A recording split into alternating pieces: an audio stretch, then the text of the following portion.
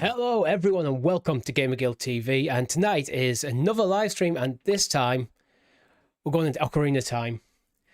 My first time playing Ocarina of Time on the Switch. I've played it many times on the N64 and on the 3DS. I've recently just got Nintendo Online for the first time in ages, and I figured why not play Ocarina of Time for the stream. But before we get into it, make sure if you haven't already, you like the video, subscribe to the channel, and stay in the loop to keep you in the loop of all our great content, such as our weekly live streams, either usually every Thursday or Friday, depending on our availability, and the GamerGuild podcast every single Monday, right here on GamerGuild TV, on YouTube, and on podcast services all around the globe, where every single Monday, Chris, Rob, and I break down the weekly gaming news for you, covering all platforms, including, well, Nintendo. So I am playing this on Switch Online, and I have just been playing a bit of Majora's Mask before I went into this, just to kind of get a handle on the control schemes, because it's a bit odd trying to map an N64 controller to a Switch Pro controller. And unfortunately, it doesn't have remappable capabilities, so I just have to accept this scheme, which, to be honest, I think should be okay for Ocarina of Time, having a look at it. I just need to be aware that the right analog stick does activate the C buttons. Anyway, let's get straight into it.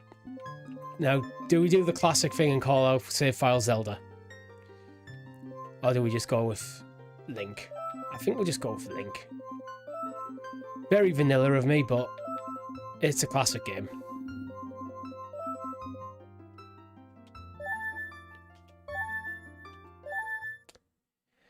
So, who we've got in chat? We've got Eric. I'd like to know what are other people's experiences with Ocarina of Time as we're playing this. Because this was one of the games that I credit to me falling in love with video games. It's probably the first game that I really got invested in terms of the narrative of games, rather than just beeps and boops and pressing buttons. And I really got invested in this game properly back in the N64 era.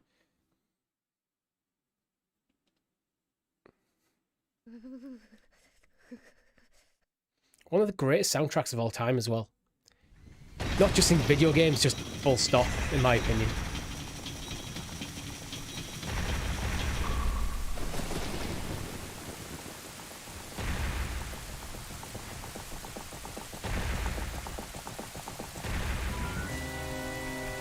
Yeah, Brendan, the music. To be honest, when I was actually just sat here before I went live, just listening to the opening theme. Was like, yeah, okay, I'm just gonna let this play out before I switch into the stream, because I was just enjoying sat there listening to it.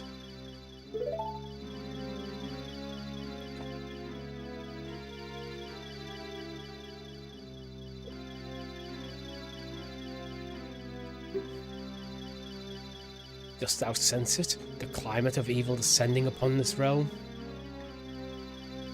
Malevolent forces even now are mustering to attack the land of Hyrule.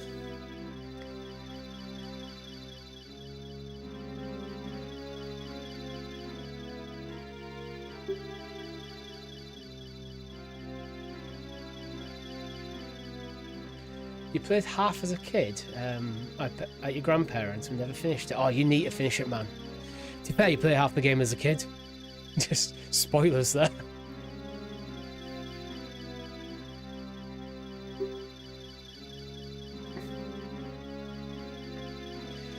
For me, I think the 3DS version is the ultimate version that's out there.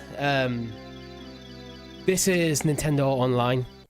See, if I go official Nintendo Online.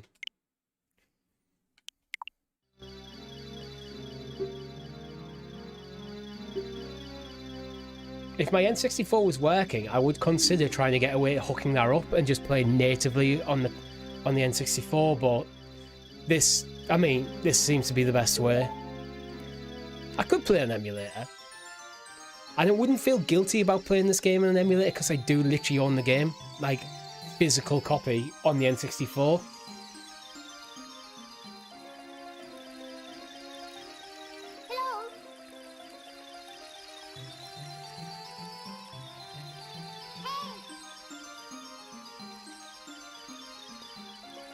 Fair tonight. It was a few days ago. I was just kind of impulse bought a year of Nintendo Switch Online, and then while I was thinking about what to stream, I was just flicking through the library and saw Ocarina of Time. Like, that's the one.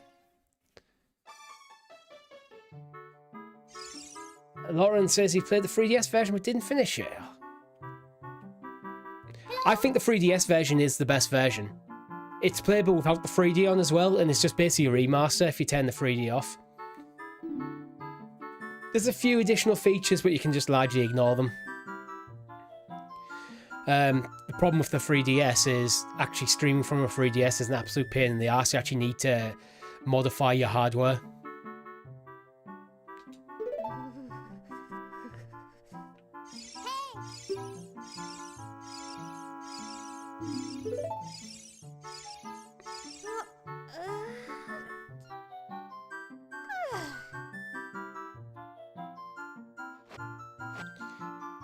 I mean, the upres graphics do look a bit blockier than I remember.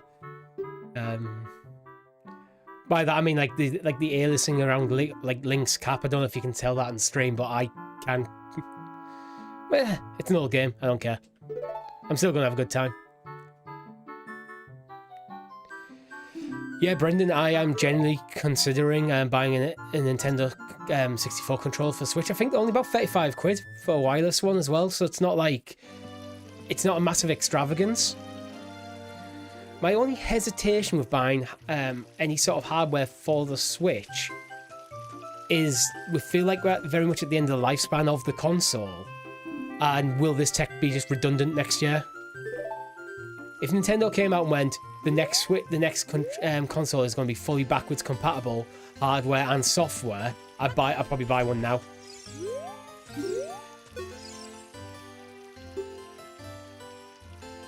Oh, Link Between Worlds, great game. Link Between Worlds definitely has a more modern feel to it, but it's more of a top-down remake of, well, reimagining of Link to the Past. I mean, this is kind of the first 3D Zelda. This is one of the games that kind of figured out 3D gaming alongside Mario 64. So it's going to be rough around the edges. There's going to be stuff compared to modern standards that are just not up to scratch in terms of game design.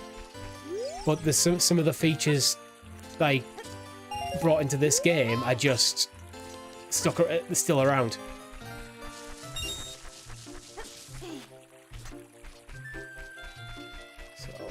Collect some rupees.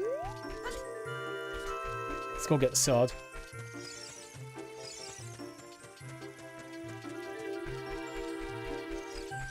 Navio. Yes, I know the Great Technical Tree wants to talk to me, but I can't get past Mido without a sword and shield. So I'm gonna go get myself a sword and shield first.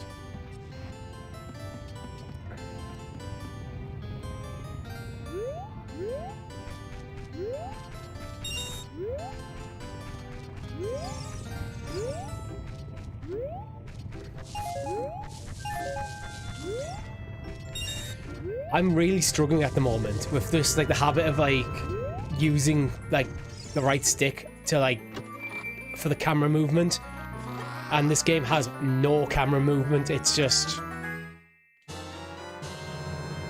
The camera movement is just entirely... This is kind of what I mean by sometimes it's a bit rough around the edges compared to modern standards. The camera movement is I can just kind of lock on to the direction I'm facing.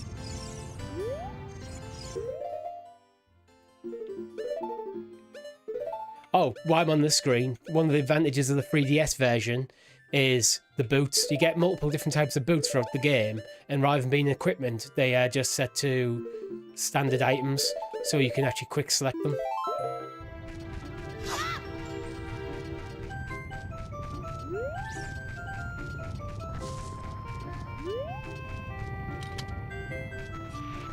Can't remember how much the shield costs.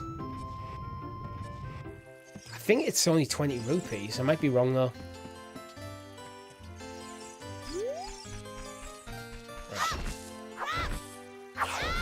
Yep. So spin attack down. Pro tip: if you spin the analog stick and then press B, you'll do an automatic spin attack without having to charge it. So that's the charge version. That's the quick version. Pretty useful in combat.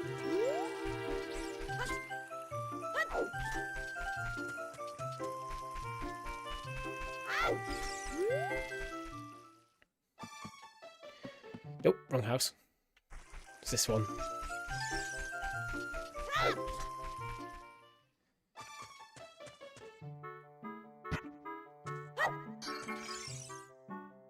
Oh wow, there's some weird texture stuff going on there with the pots. They're very obviously interactable.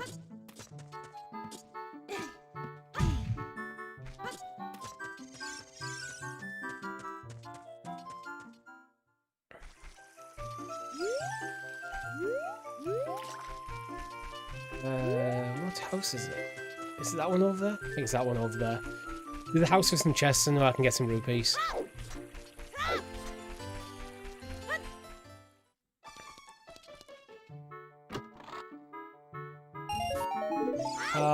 Rupees. Some of these are just hearts though.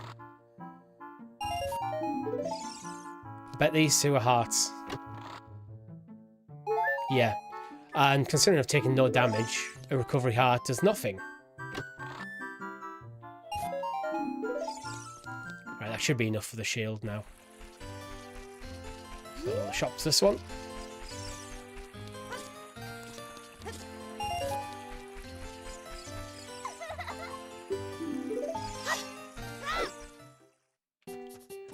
And if we run behind here, another 5 rupees. 40 rupees, yeah, I was right to go doing some saving up then.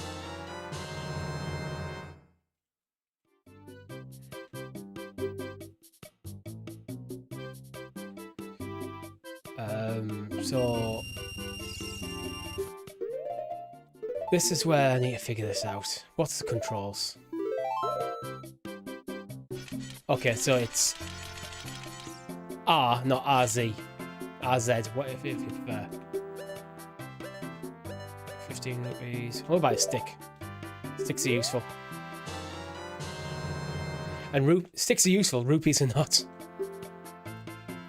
I don't know if I actually need rupees at any more point in the game after this, apart from like to get a few like pieces of hearts and stuff.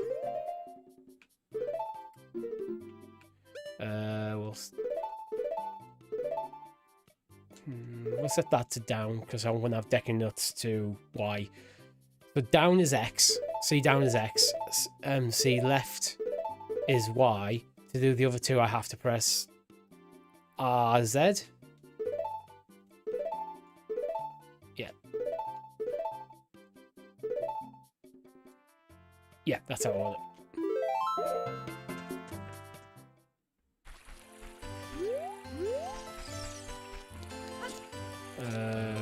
Secretary.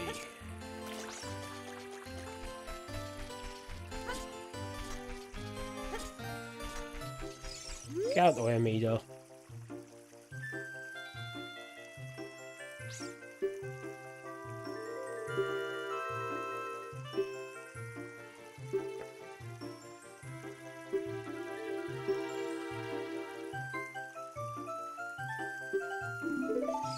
The hero goddamn time, Mido, you do nothing. You literally stay in the forest forever.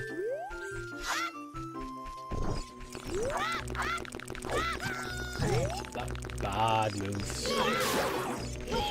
Just trying to get myself some Deku sticks.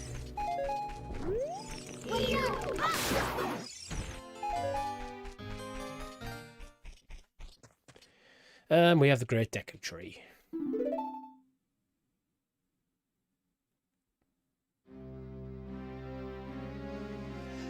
They're actually not too bad. A and B do exactly what they did on the N64.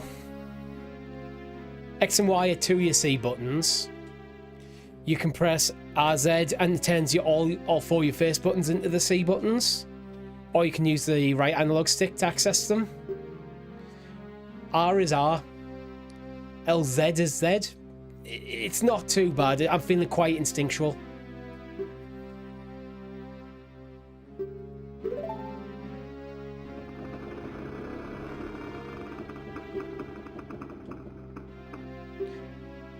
Imagine waking up one morning and a fairy comes to you and goes, right, you need to go get a sword and shield so you can go inside a giant tree to defeat a giant spider. That's a weird day.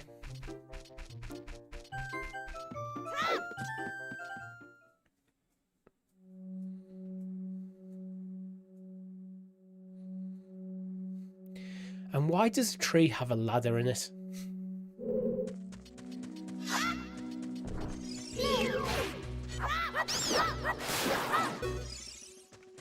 Deco note.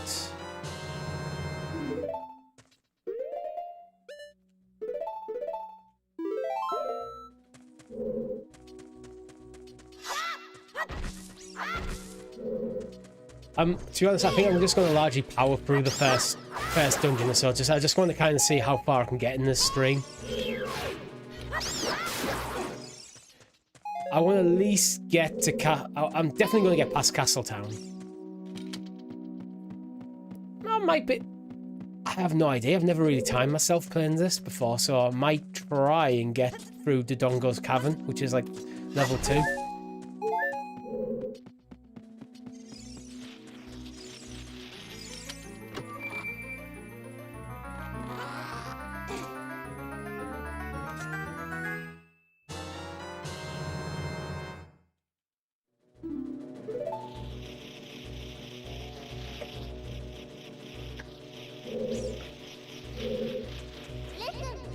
I don't want to listen.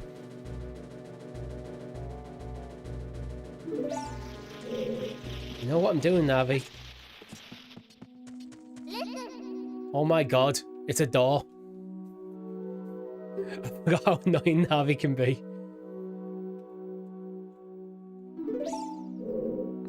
To be fair, I suppose it makes sense if you think about it, because the N64 being one of the first ever 3D consoles, you can't expect people to understand like contextual buttons, which I don't. This might actually be the first game that popularized them.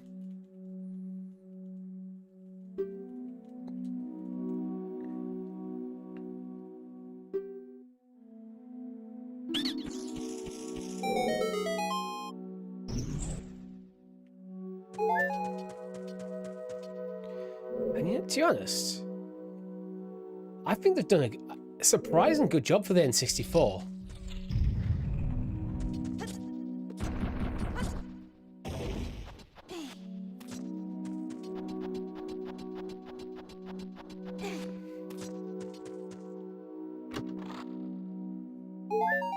Ah, waste of a chest.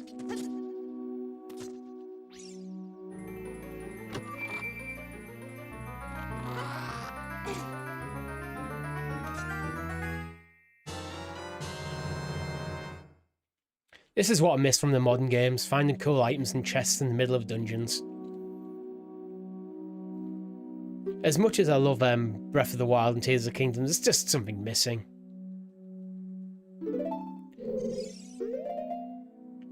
Right.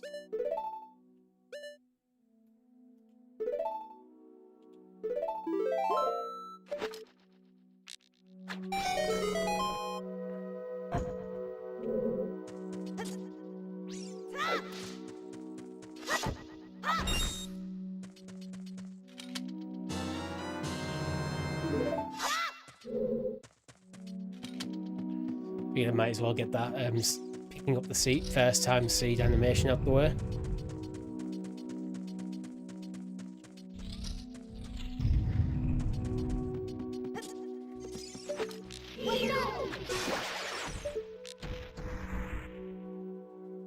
Oh, the dead soul in this is not great.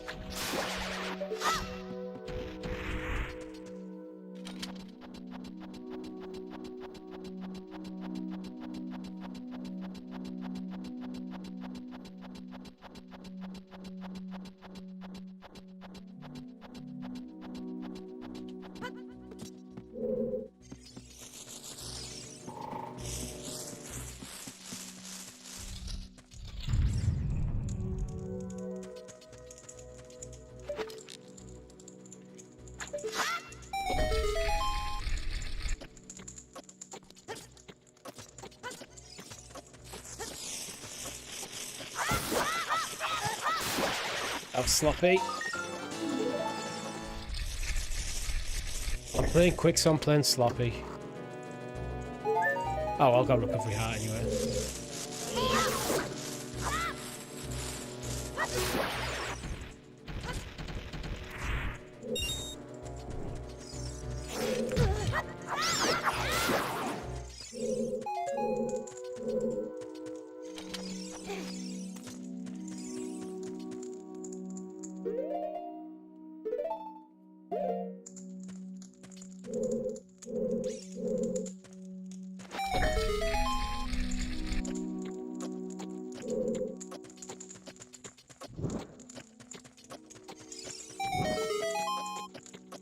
Here's another pro tip. Your Deku sticks do burn out, but if you, as quick as you can, just draw your sword, you can save your stick.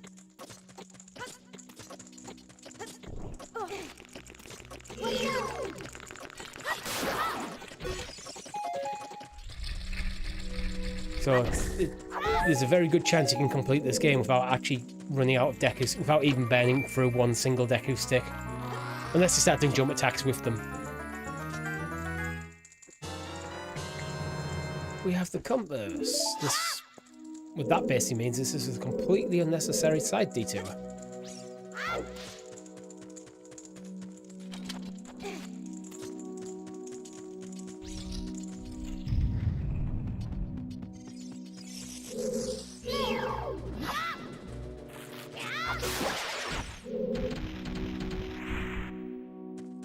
And we jump.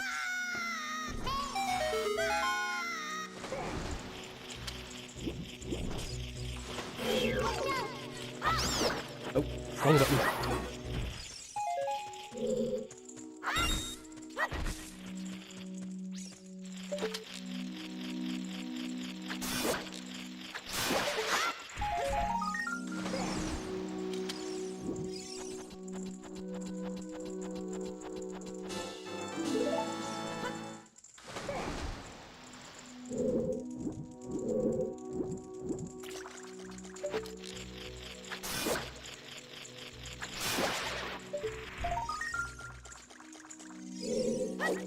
There's a way, I remember, you can get that, I think with a well-timed jump strike, I'm pretty sure you can get that.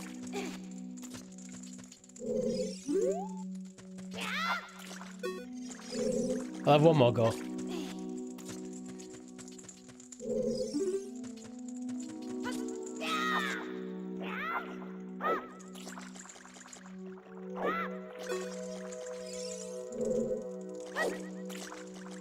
Nah, I'm not gonna bother. I'm sure you can get it, but we'll get back to it.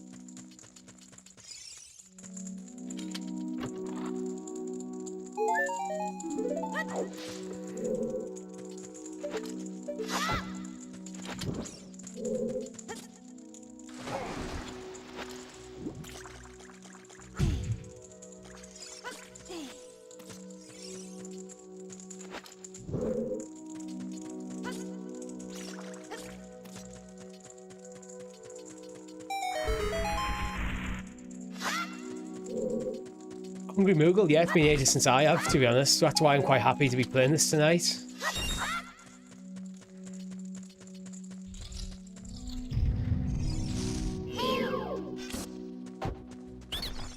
Yeah, I agree. There's definite improvements.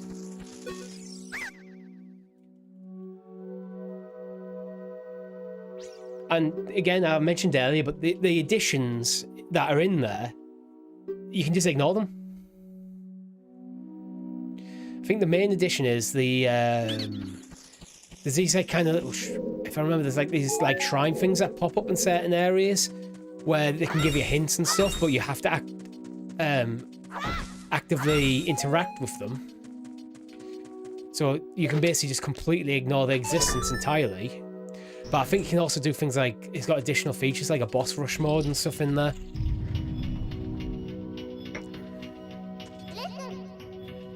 Yeah.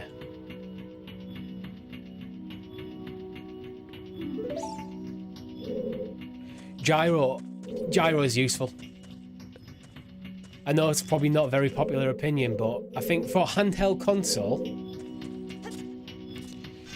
gyroscopic controls can be actually very useful.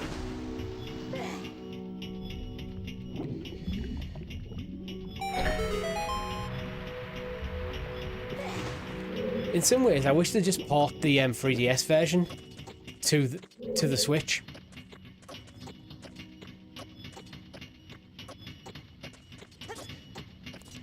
And just, obviously, you'd have to remove the 3D-ness of it, but I think it's doable.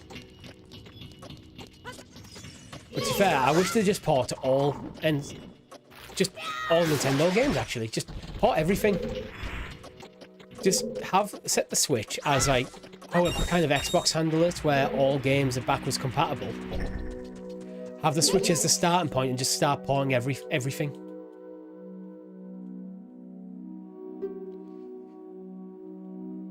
I have a theory why they haven't done a remake of Ocarina of Time.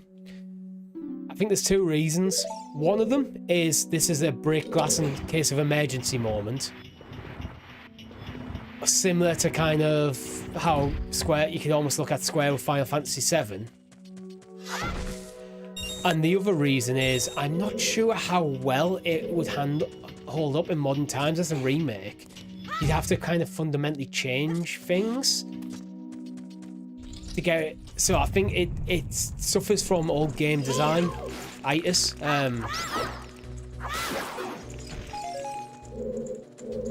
I think it's almost like a no-win situation where they'd have to either fundamentally change the game, which the hardcore fans would be very critical of, or they'd have to just pretty much put a lick of paint over it, and then newer fans wouldn't find it as appealing. The way around that, I've always thought, though, is you do a remake and a remaster. So I put them in the same thing. So you have a modern version, but you can also play effectively this version with modern graphics. They did a direct sequel. It's called Majora's Mask,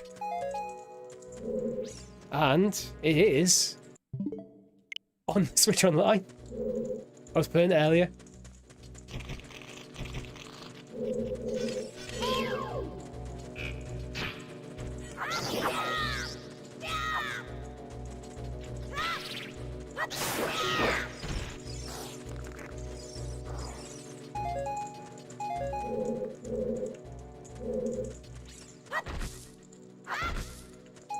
Right, where are we?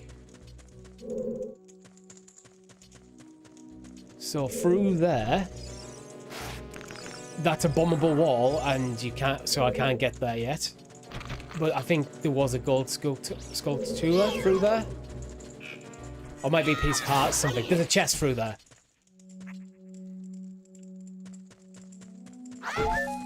Yeah. For the remaster, I would give it like the kind of Halo Master Chief treatment where you can just switch between original and remastered graphics. And then if you did that, I think it'd give you a lot more license to do a full remake and give it a lot more modern sensibilities, expand the game, do whatever you want with it, really. And chuck Master Quest in it while you're at it, because why not?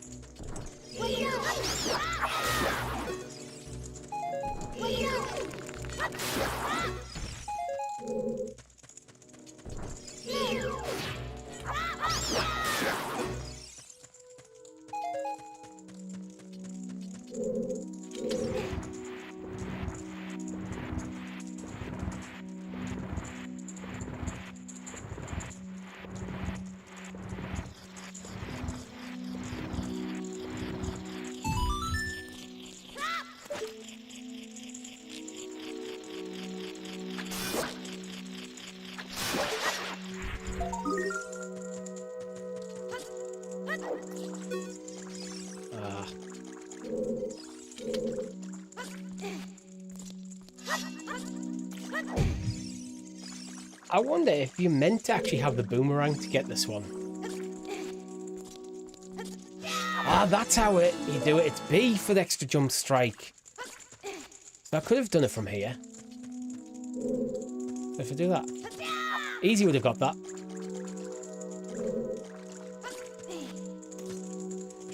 I'm sure we'll see something to do with Ocarina of Time within our lifetime. Honestly, if they just went, we're going to port the 3DS version and it will be compatible with the next console, I'll be content.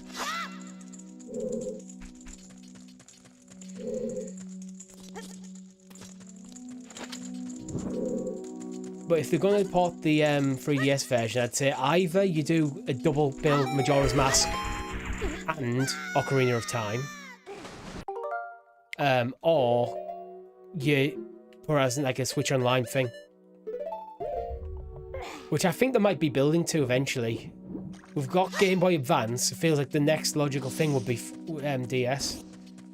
I'm trying to remember the order. I think it's middle, right, left.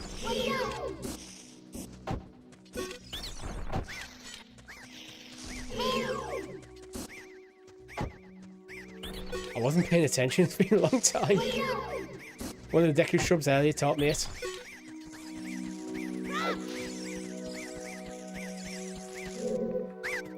Yeah, I got it right. Well done, memory.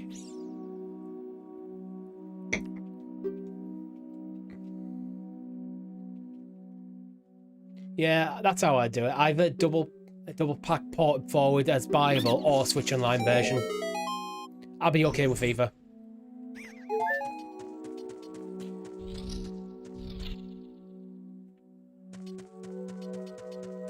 Look at that, there's a giant spider on the ceiling.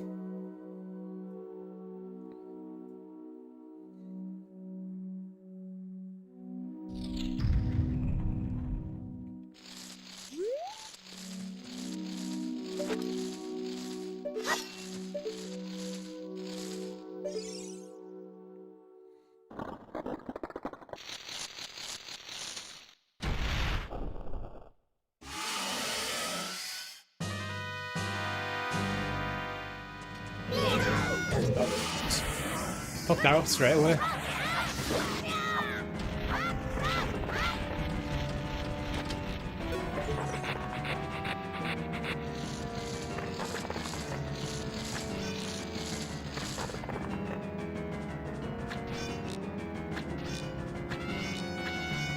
Come on, Richie.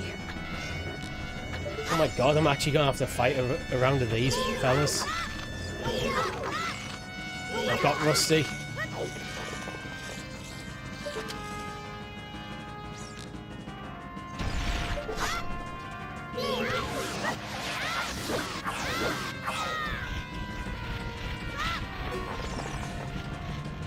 You can, I think, one cycler.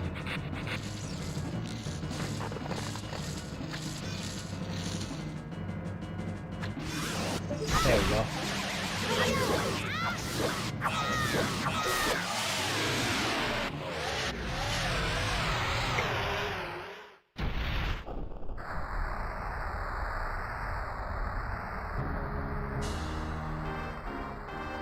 That's a good point with the 3DS. Well, the Switch technically does have a touchscreen, but I think it kind of defeats the objective of the Switch itself by having having it undockable. I'm not quite sure how you get around that, to be honest, but Nintendo are smart people. And to be fair, they've got a massive library if they choose to interact with it of people who've bootleg the games for emulation. Just look what they do and steal from them. Be shameless.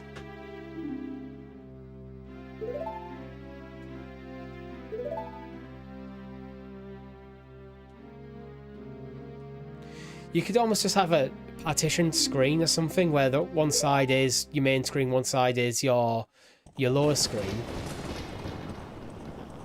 It'd be a bit clunky, but there's ways.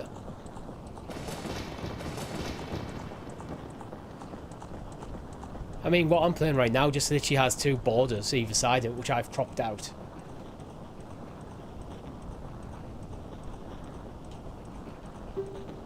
But we're about 40 minutes into the stream and that's Dungeon 1 done. Another 7 to go. 8 if you include Ganon's Castle. 9 if you include Ice Cavern.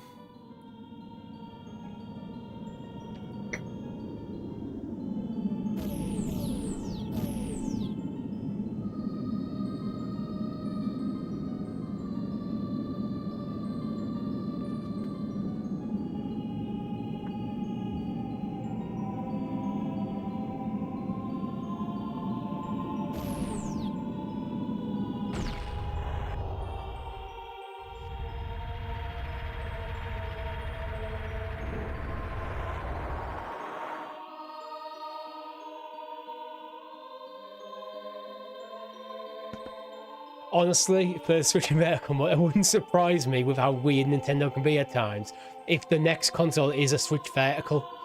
They've went back, we're going to do 2 screens. How do you make the Switch 2 screens? Well, if you turn it vertical, you can have 2 screens.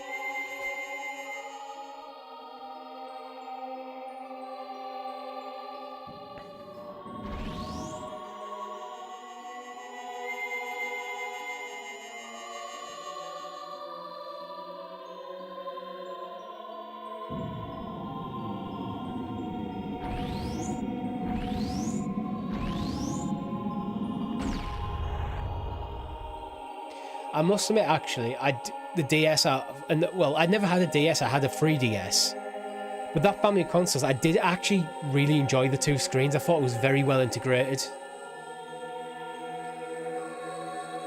Actually, especially for this game, because in this game, you could have your item menus and your map and stuff on the bottom, so you could just pull your stylus, tap the button, there you go.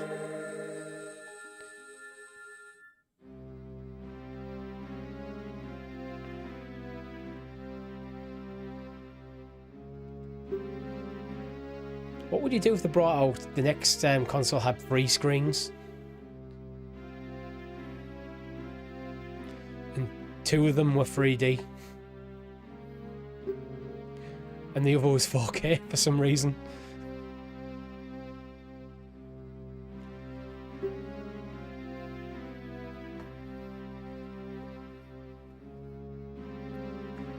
There's my 3DS.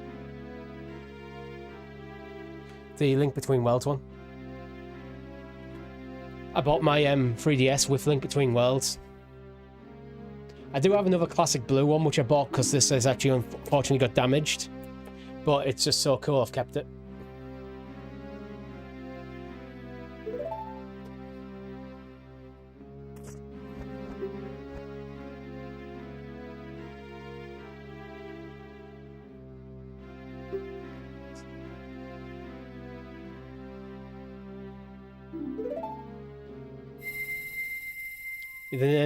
The Nintendo TS, one screen is 3D, one screen is augmented reality and the other's VR.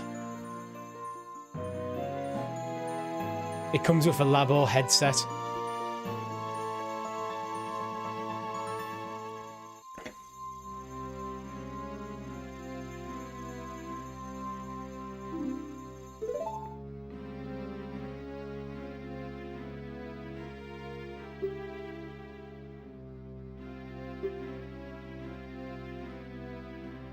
I just realised we were being shit talking about Nintendo over one of the saddest moments in video game history. The Great Deku Tree dies. So if you're not familiar with the story, what's just happened there is Ganondorf basically cursed the Great Deku Tree and we were too late to save him. So his last act was to kind of tell us that we need to go see Princess Zelda. So it's pretty traumatic for a young Link.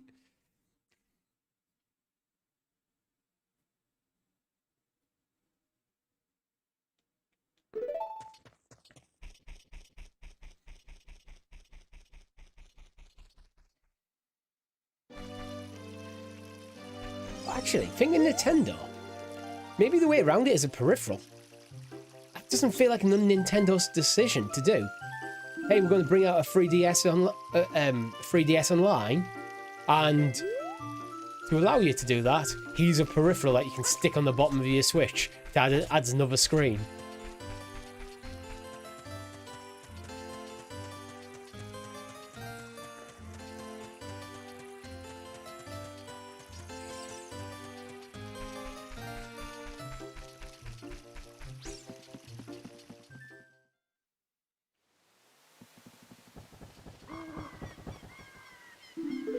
Stealth Saria there.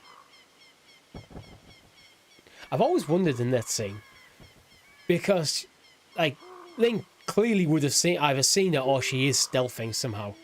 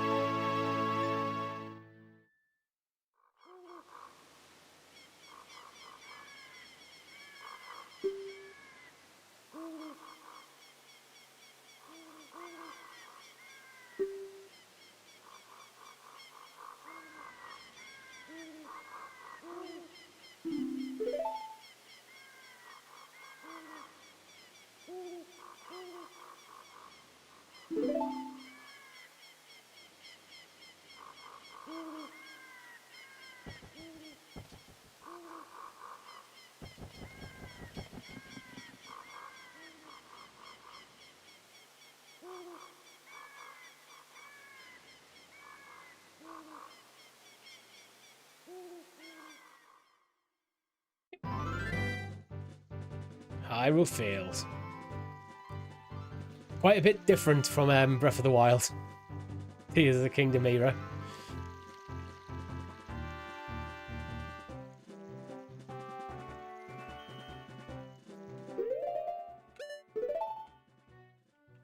Where are we?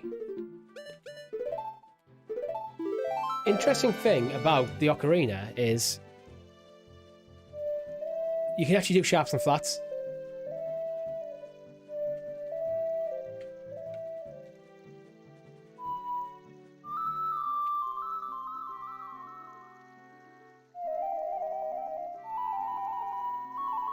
And they're never used at all in the game.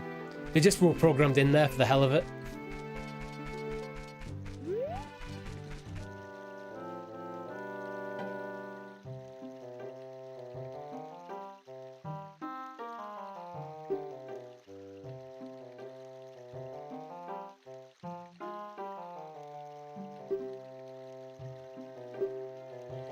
Yeah, I got all that.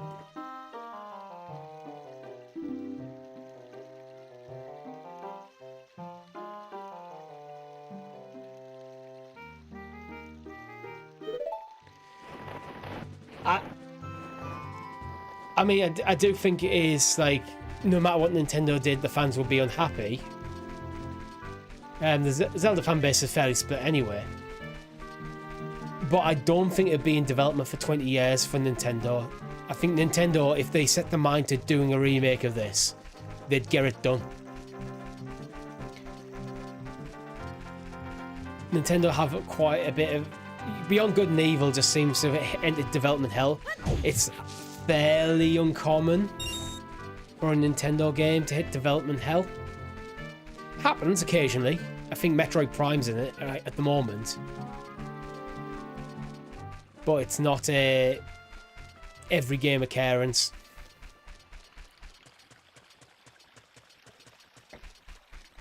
And actually, to be fair, it might be more common than we realise.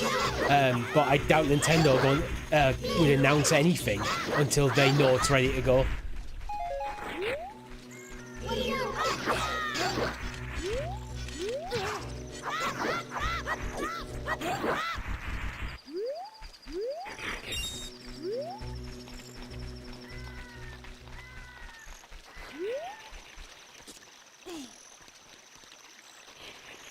I can just hide up here.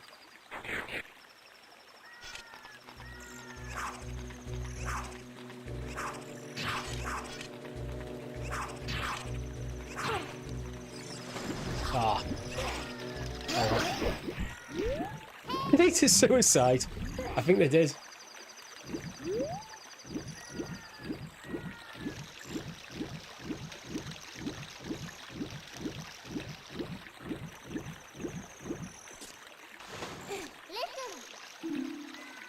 Yes, I know. I know the Great Decking Tree told us to go to Hyrule Castle, which is why I'm stood outside Castletown. Waiting for the sun to go down, the moon to go down very, very quickly.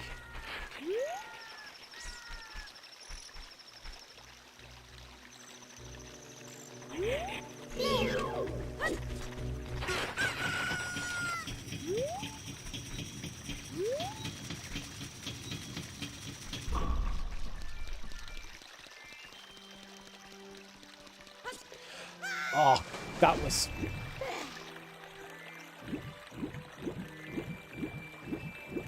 Yep, I'm definitely rusty. I think the last time I played this game was on 3DS though, so... It's fine, we've literally got all day.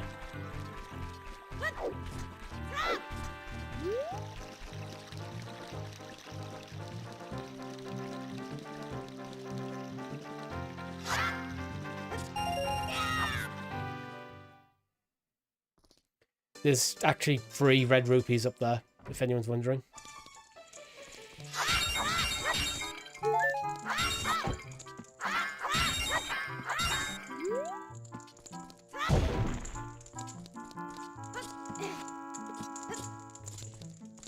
Street Pass! God, I forgot about that thing. That was one of them weird 3DS like features, like I never really understood it. So I just largely ignored it.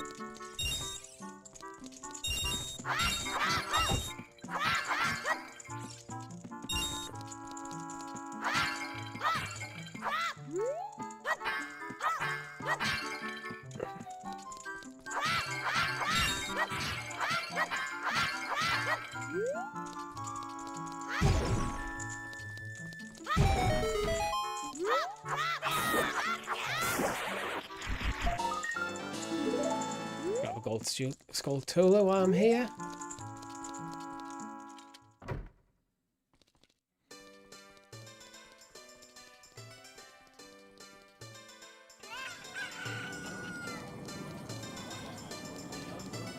I don't think there's anything I need in the bazaar.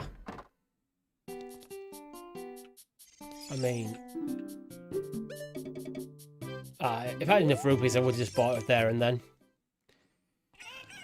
You can get it cheaper, and I will get it cheaper.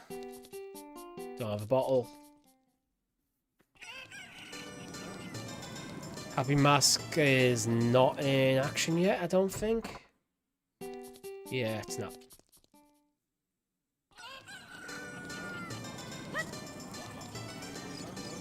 Oh, that makes sense. To be fair, the game conventions typically don't exist anywhere near me, so...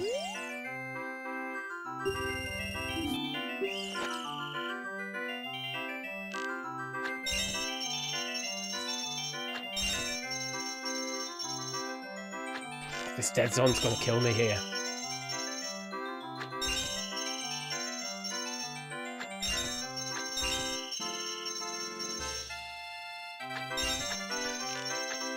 Oh no, I missed one! Oh.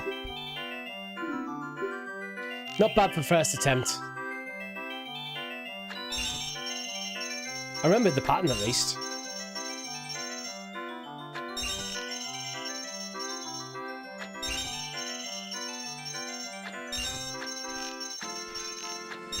This dead zone's horrible.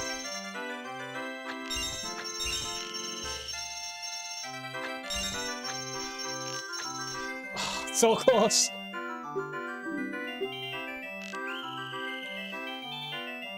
God, see how jerky it is? That is not me, that is literally the dead zone on the stick. There's no fine-tuning this. I'm sure the N64 wasn't this bad. Yep, we failed again.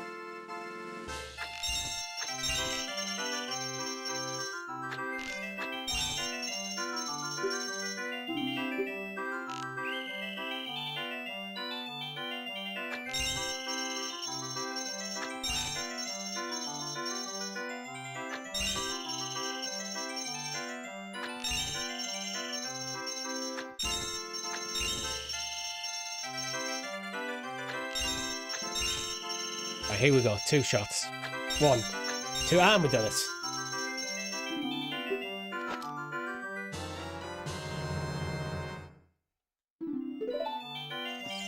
Have some more Deku Seeds.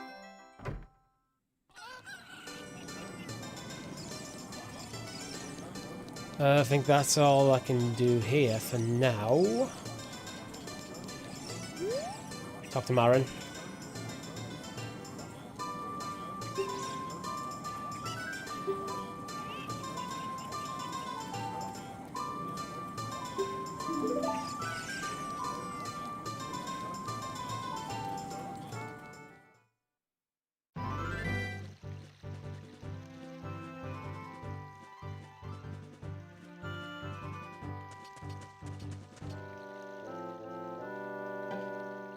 Never know why his head's upside down in this scene.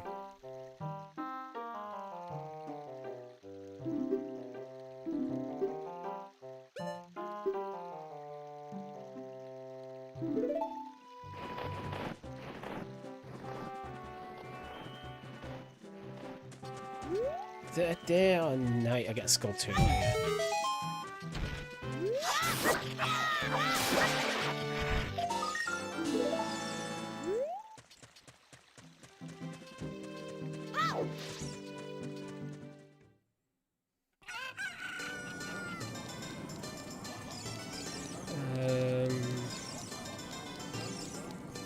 Didn't get the cuckoo off Marin yet.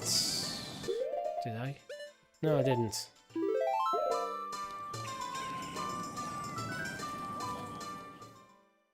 I don't have to get all the way to Talon, do I? Oh, there she is. Yeah. I knew I was doing the right thing.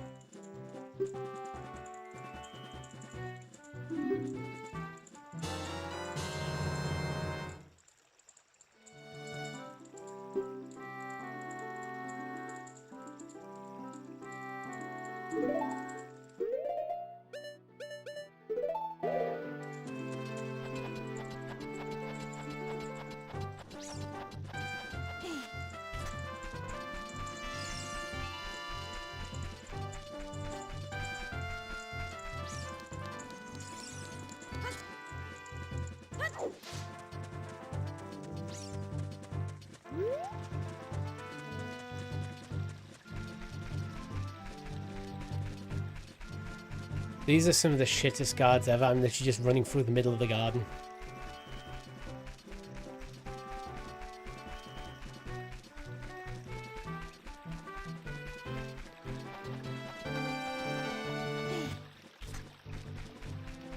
There, we actually have time to kill because the egg, I can't progress until the egg hatches, and the egg won't hatch till morning. At least it's getting towards evening. I think that tree might be another Skullturo tree, or it might be a Song of Storms tree. It's one or the other.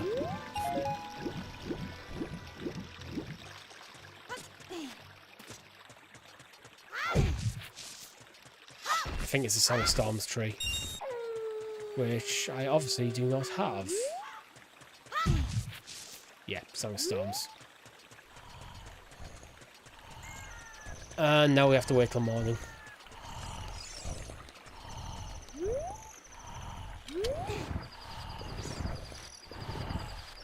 Because Talons pick the worst place to have a nap.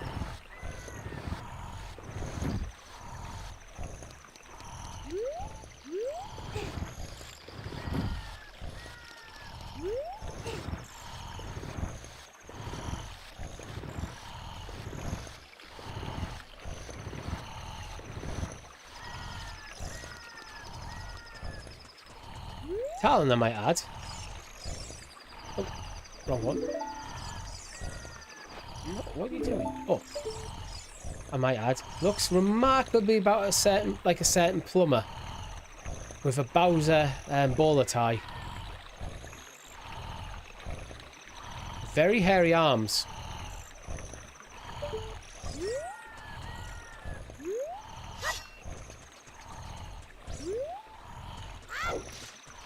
it's almost morning now anyway.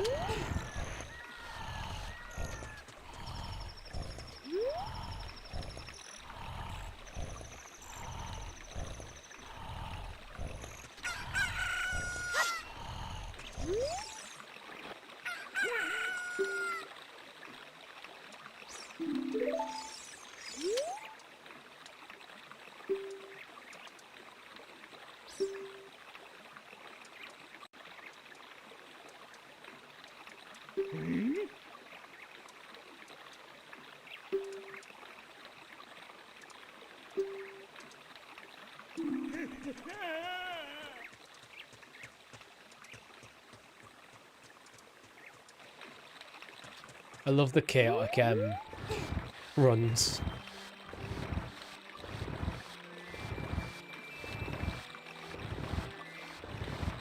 Now, we were talking about a remake earlier.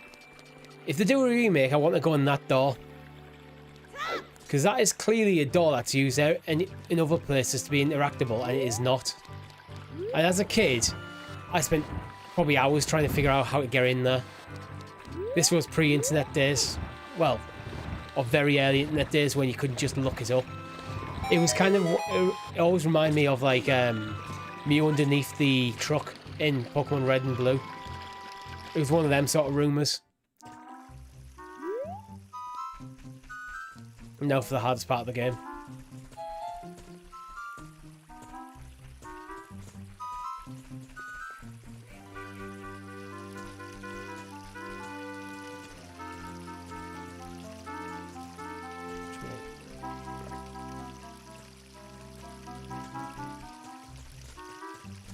Oh, I think I might be fucked here.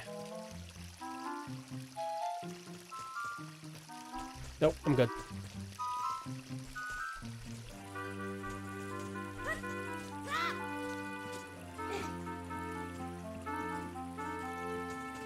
This is hard. Very, very hard.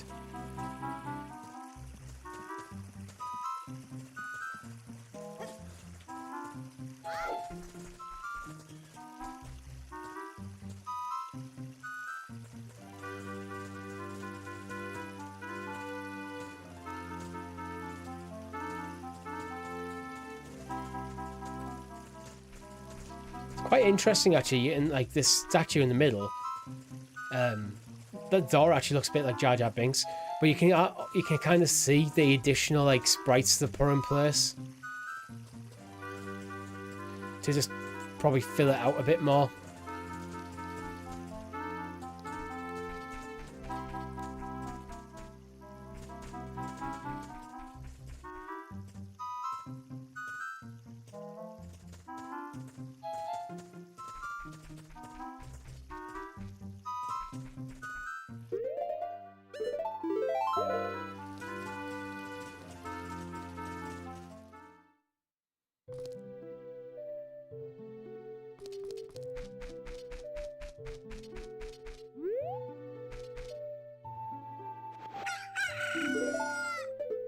Another secret for you. Some oh my god.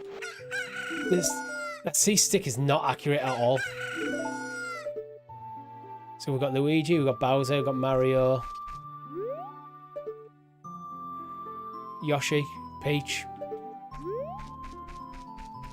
And this side, I don't think we have anything interesting. I swear I'm not meaning to do that. I'm trying to get used to using the right analog stick for my C buttons. That's what I'm gonna do. I'll have that down.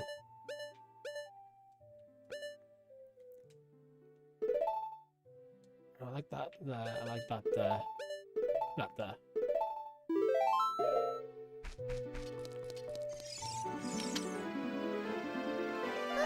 And we meet Zelda. That's how great the security is in this kingdom. Kid just pretty much walks through the garden, sneaks through a hedge maze, and now is meeting the princess.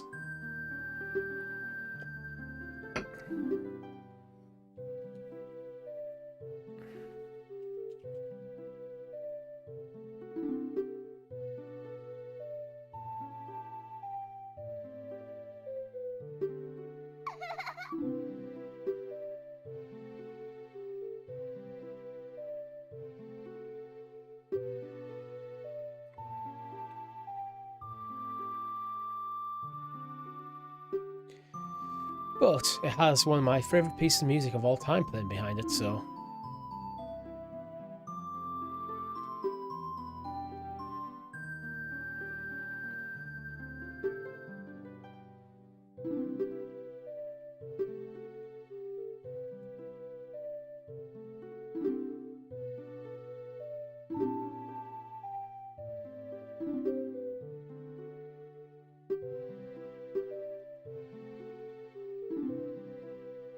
I'm not gonna lie, because my first ever Zelda game was Link's Awakening. Obviously, Zelda isn't in that game, and as a kid, you don't really think too much about the title. I did think Link was called Zelda, so when I first ever played this game, I called my character Zelda, so Zelda just introduced himself to Zelda. So this is the moment when, oh, Zelda's the princess.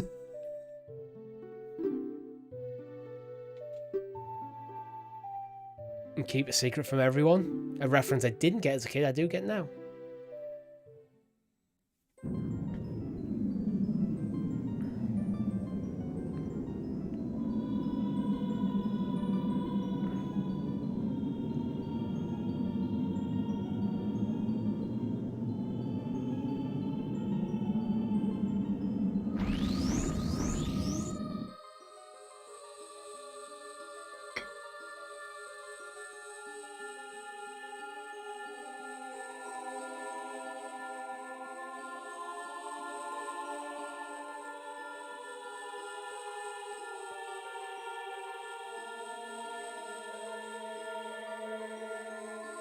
Temple of Time.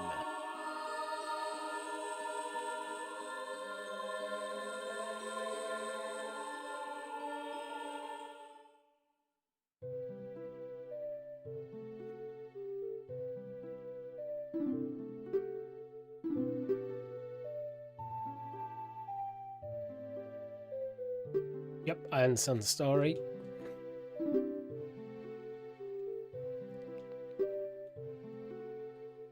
The dark clouds.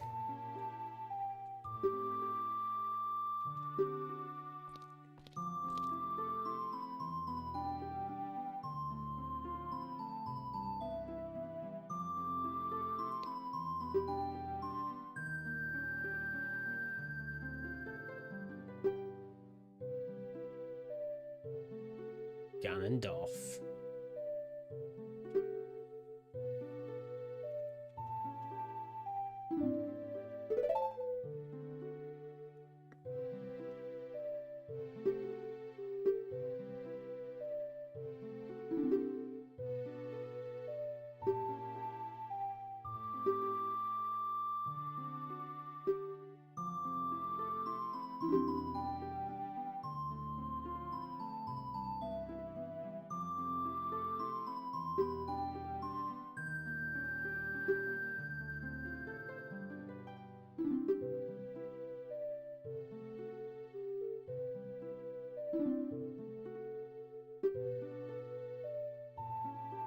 Okay.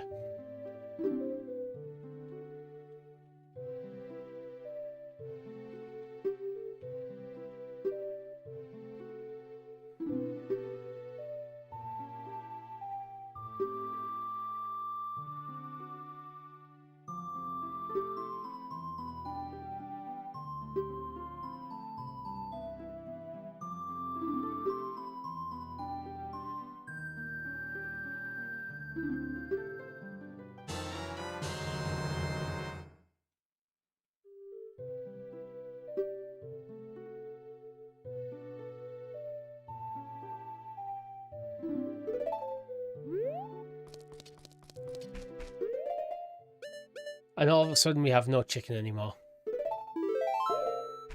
That's a remake. That's what you explain. What happens to the chicken? Answer the big questions, Nintendo. We've been waiting for decades to know what happened to that chicken.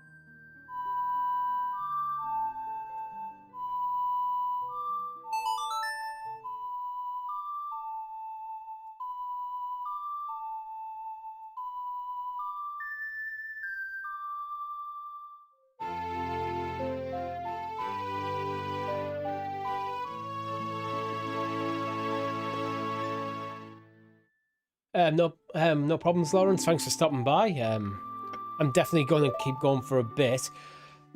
I think I'm going to aim to get through the dongos tonight, and then I'll see where I'm at. I think that's definitely achievable in the next hour or so. I mean, to be fair, what slows down my progress is actually just the cutscene dump.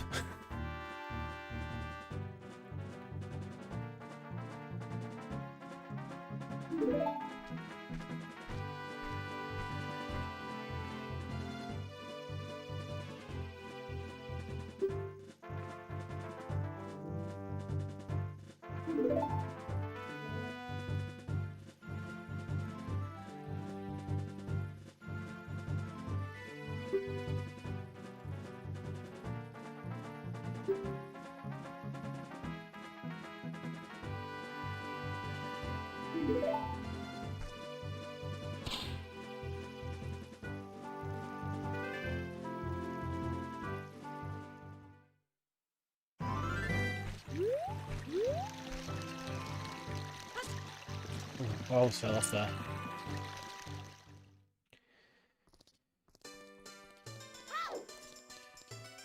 Now, I think the Happy Mask shop should be open. One of the creepiest characters in all of Zelda history should be open for business. Nope, not yet. Oh, do I have to actually go to Kakariko Village first? That's a pain in the ass.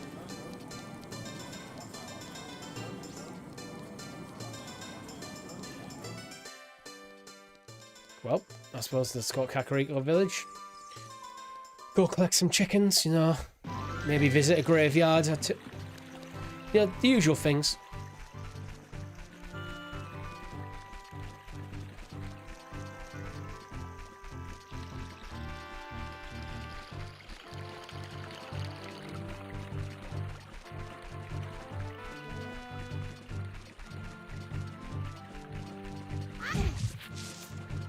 Yeah. It's always worth dodge rolling into trees.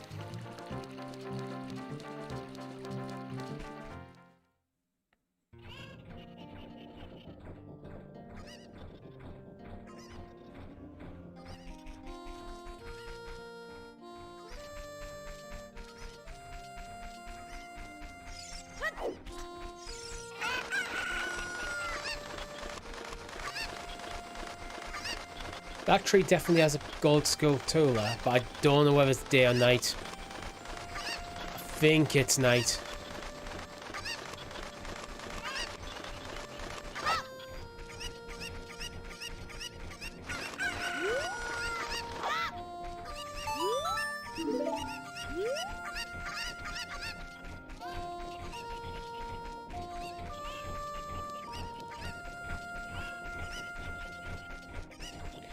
Oh, I hit it now though, just to see.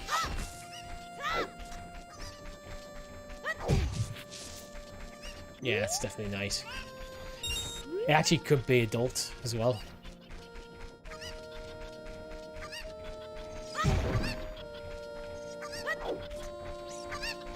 Come back here.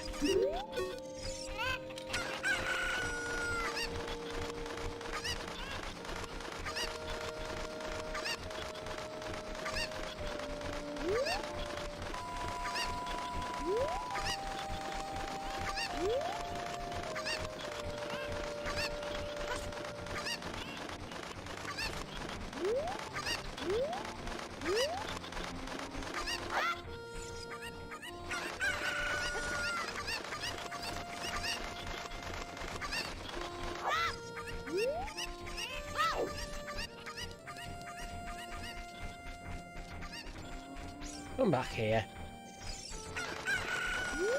Damn sneaky chicken.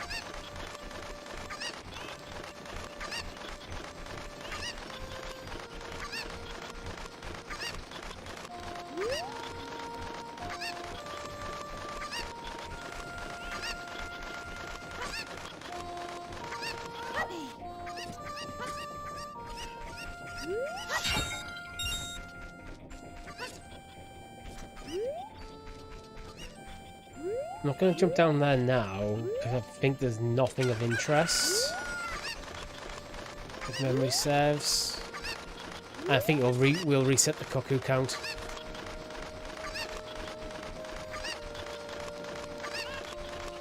Yeah, there's one up there. Do I trust... I don't trust myself to walk along the fence.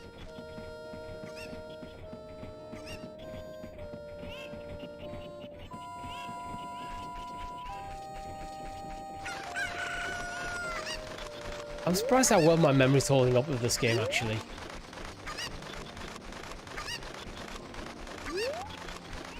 I'm pretty sure you can't make that... No, not even close.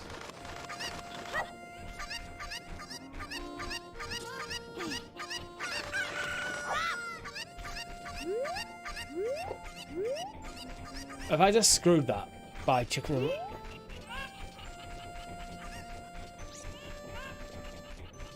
Maybe it'll count anyway.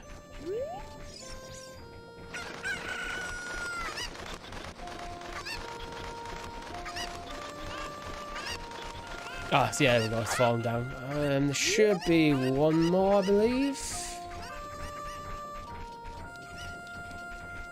I think it's all the way up here.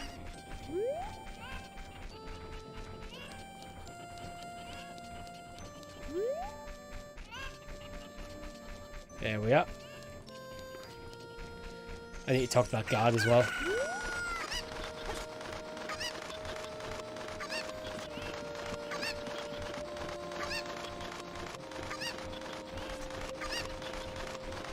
There's a trick how you can get onto the roof to talk to the guy.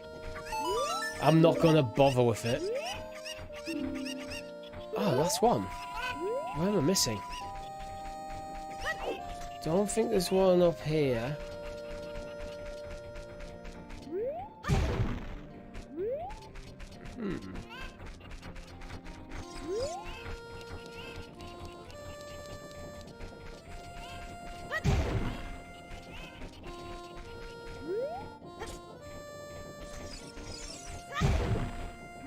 Oh, there it is.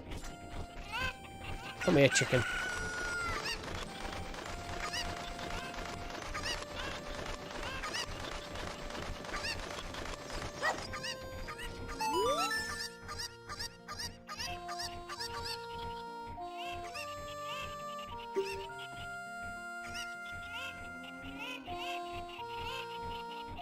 And now we get one of the most powerful items in the game. The empty bottle.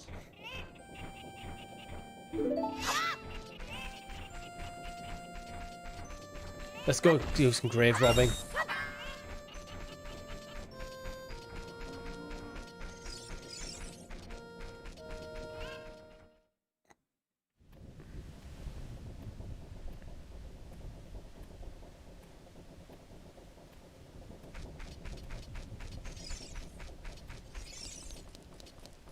I don't think we can move every grave because I think the kid's a bit of a narc.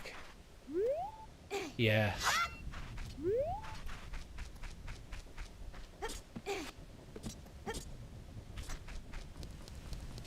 But we can get in here.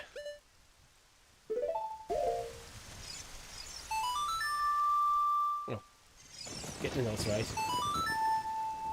Oh my.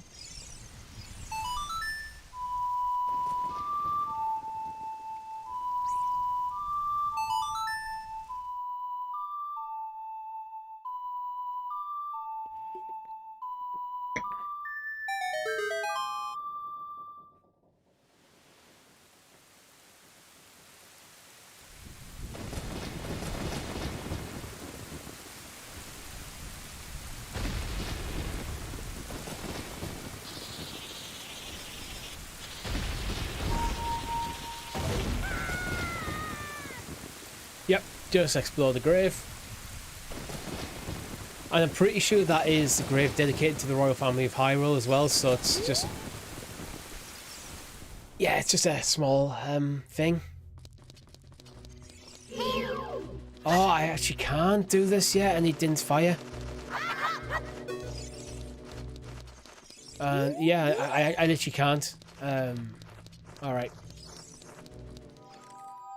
I got hit there as well. Ah, I didn't register. I win. Yeah, I need Din's fire to do that.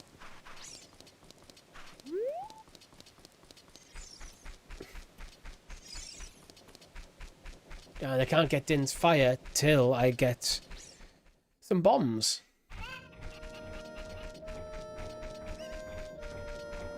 How many gold sculpture do I have? 5. I think the first reward is at 10.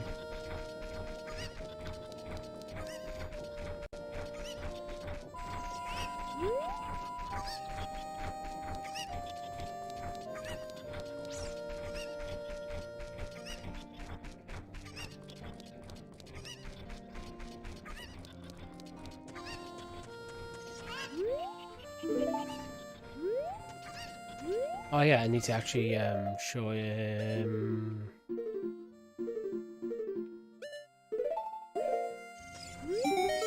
Yep, there you go. Here's a letter from the Princess of Hyrule, which every single guard in the land knows their signature.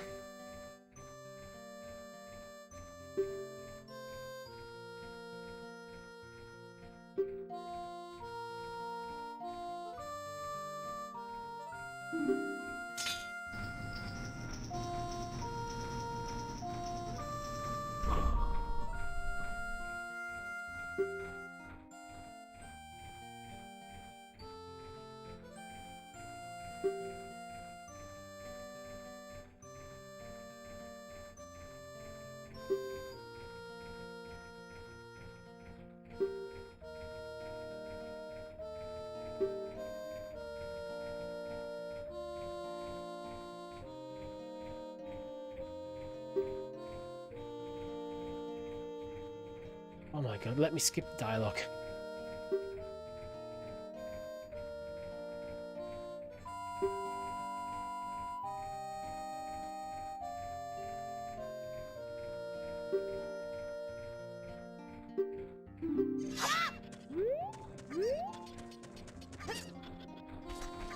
I'm going to try it. I'm going to try getting onto the roof.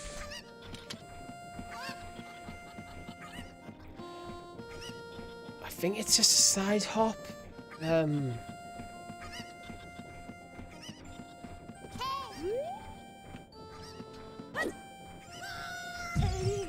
Nope. One more go. I'm only going to have one more go. I think I got the distance, it's just the angle. You are meant to use the hook shot, so it's quite a bit later in the game you're meant to get up here, but that should do it, I think. Nah, I'm not going to waste my time doing that. I'm not a speedrunner. What would Sari say? I don't need to talk to Sari yet. Oh, actually, I do need to talk to Sari before I can get into the Dongos. Right, we'll go back to Castletown, get the mask, and we'll head to Lost Woods to see Saria. Get Saria's song, and head all the way back over here.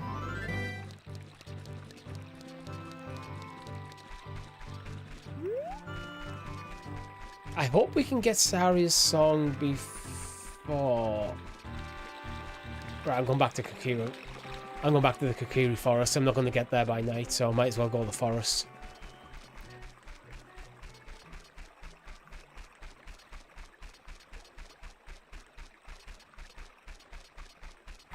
What I don't need is that set. So that's Zora's Domain. It's the next one. Can I do a Epona yet? I think I might be able to do a Epona as well.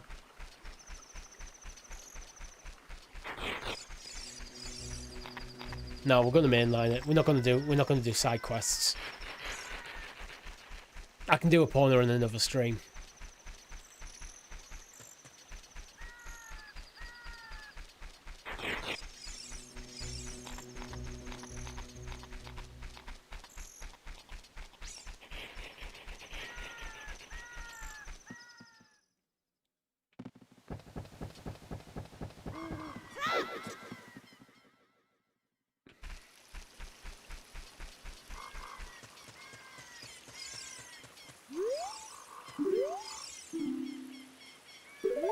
Yeah, I think I can definitely do Saria. I believe she is in the Lost Woods.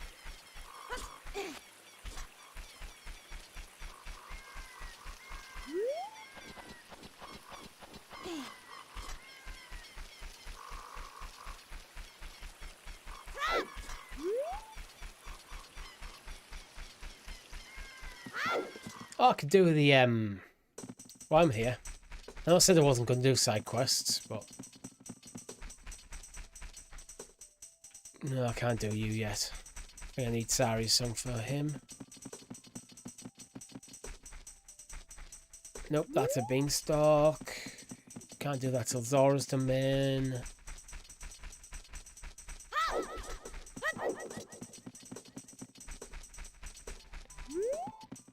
Nope. Ah, yeah, this is what I was looking for.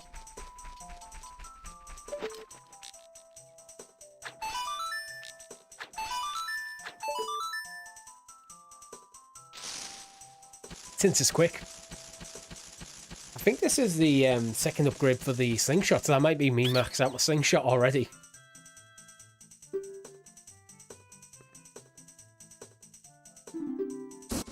Yep.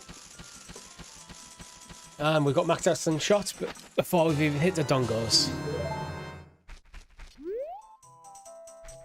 That is music down there, which I do not have.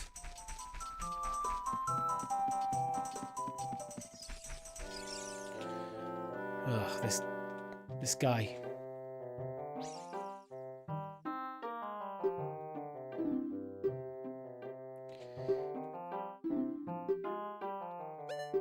He's basically telling me to use my ears to navigate way through the woods.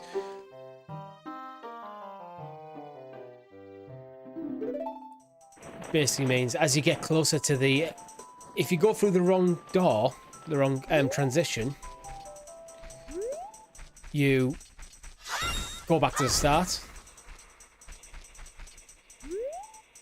So if I move close to this one, the music ramps up. And that I think is Goron City. That will be Zora's domain.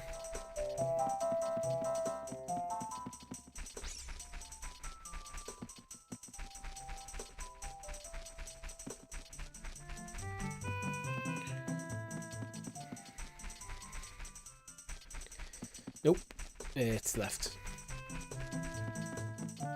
Just use your ears.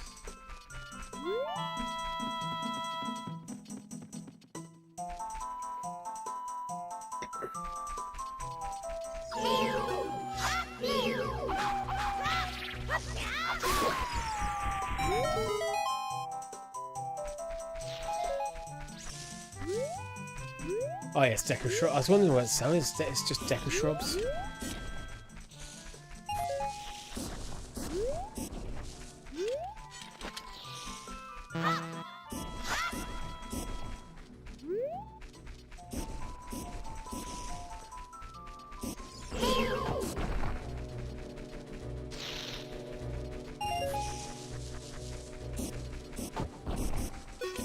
Ah.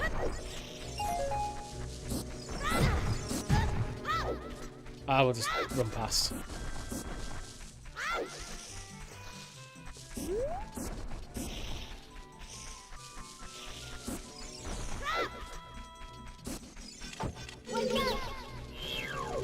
That's what you meant to do. I was just being lazy.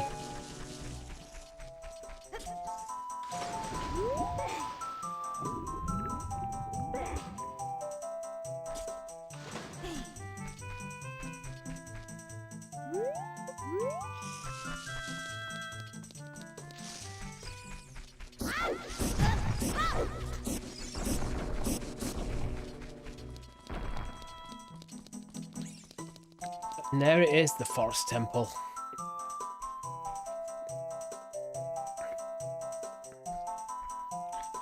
Maybe another stream will do that. Definitely not getting to that tonight.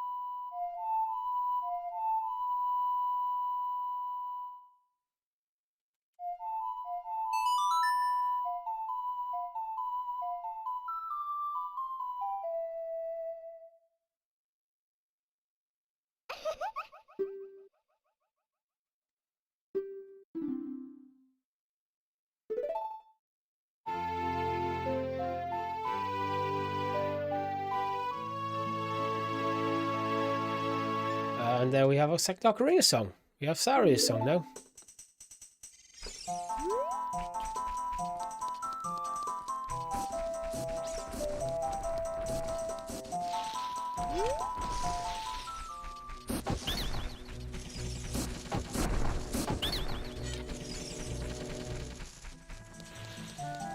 Let's go capture a fairy on our way back.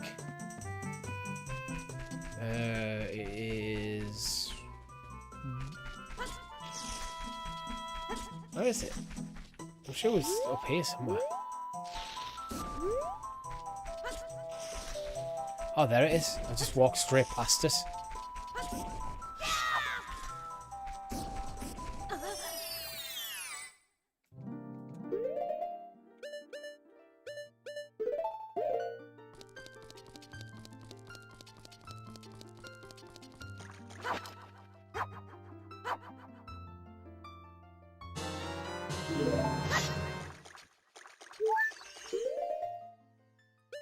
There's actual health potions in this game, but they're completely pointless because they take up a bottle and you're better off just having a fairy. They tend to heal more damage and they activate when you die.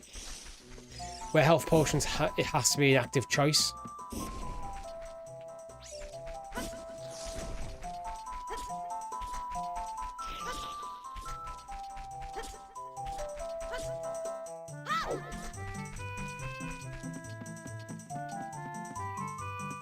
Right, so now we need to go to Castletown to get the Keaton mask, give the Keaton mask to the guard at Death Mountain, grab myself a Hylian shield, and then went to the Dongos.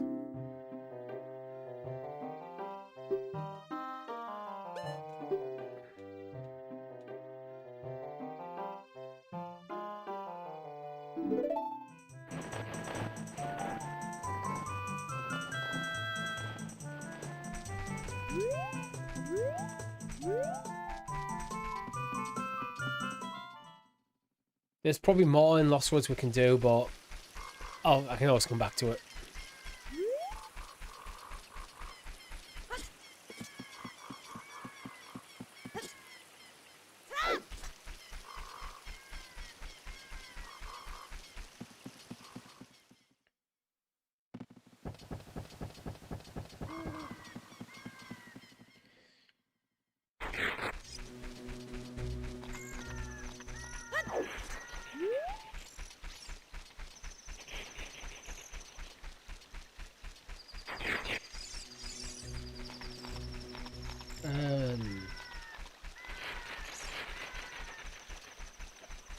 I think Sun Song.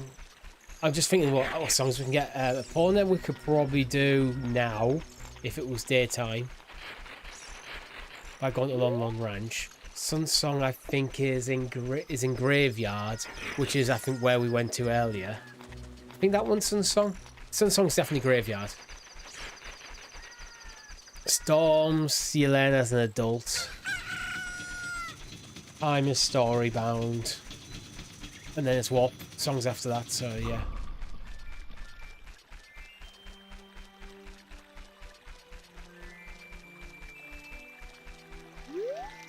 I haven't actually picked up Piece of Heart.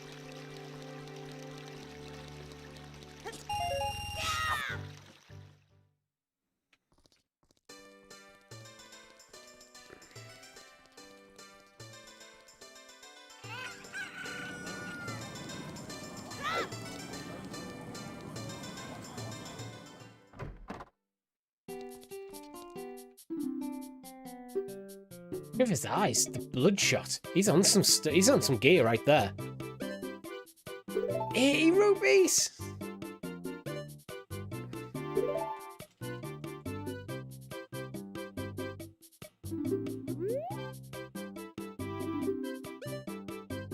I'm gonna go get the Keaton mask first because I'm not. I know we said we got a discount, but I want to make sure I got the Keaton mask.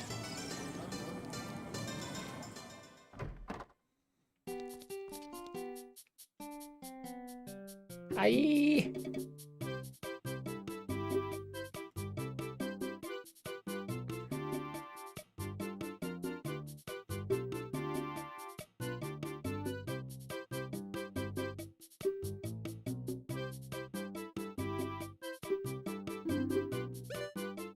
Ah, it's only 10, yeah, we should have enough for both of them, even without a discount.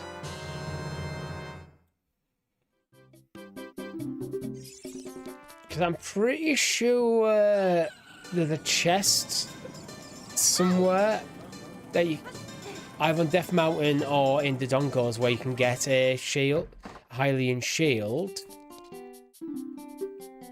So if I didn't need to buy it, I didn't need to buy it.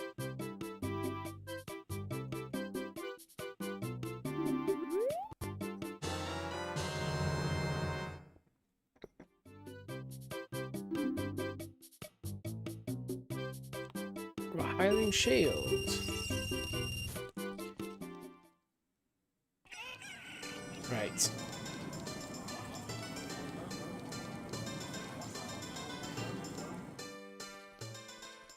We should be all set now for Death Mountain.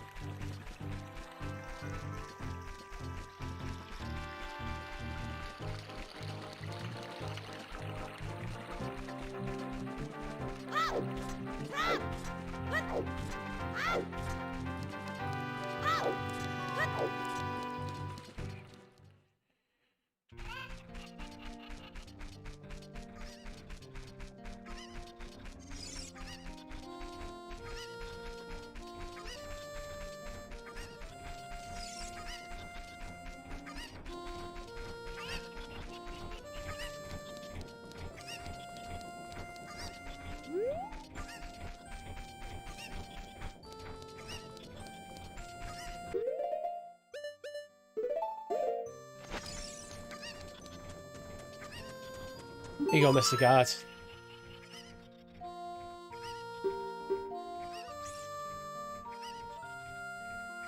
The knockoff Pikachu mask is now yours.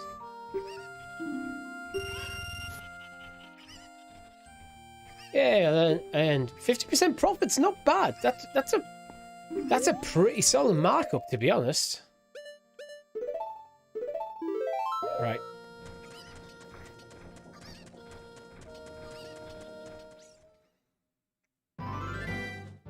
We can't scale Death Mountain all the way to the top without the bomb bag.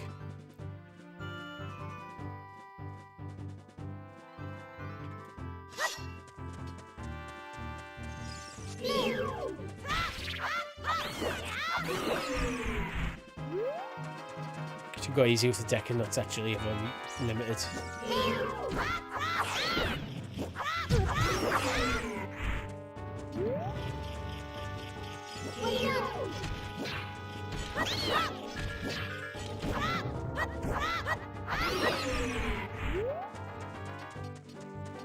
This one thinks he's being stealthy.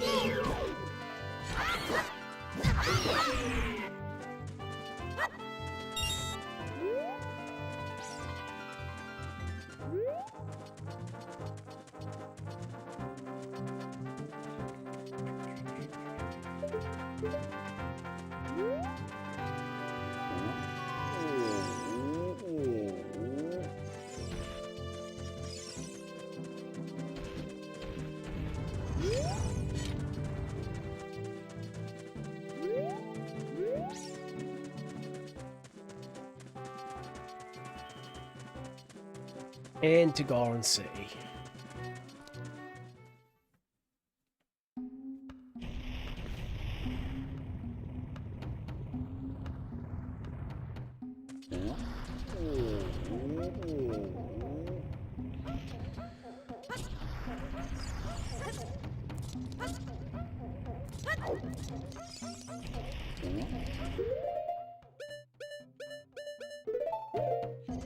I think it's...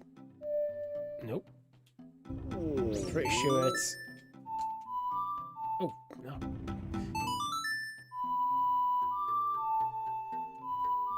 Yeah, Zelda's Lullaby first. And then Asaria's to Darunia.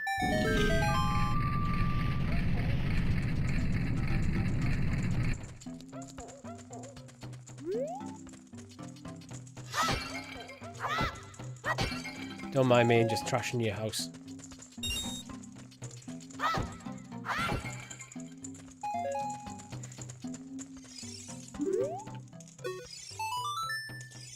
Nope, shit.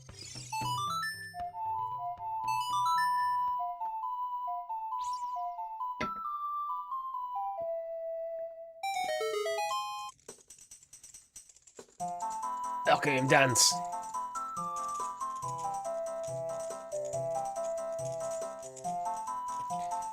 That's exactly how Chris dances on a night out. Exactly like that.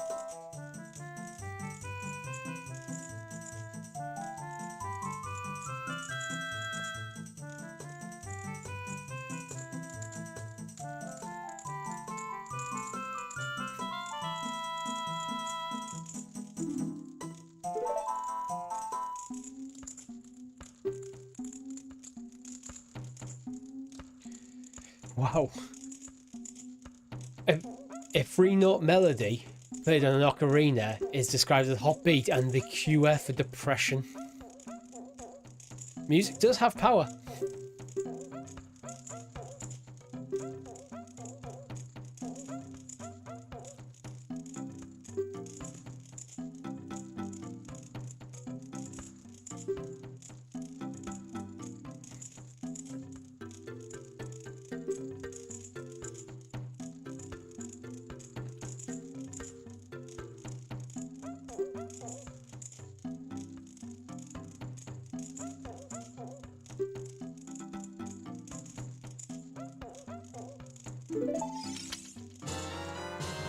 And we have the Goron's bracelet.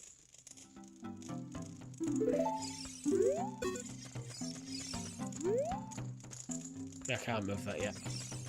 Later in the game you can actually move that, and it's another way into Death Mountain. I can't interact with them because they're on the wall.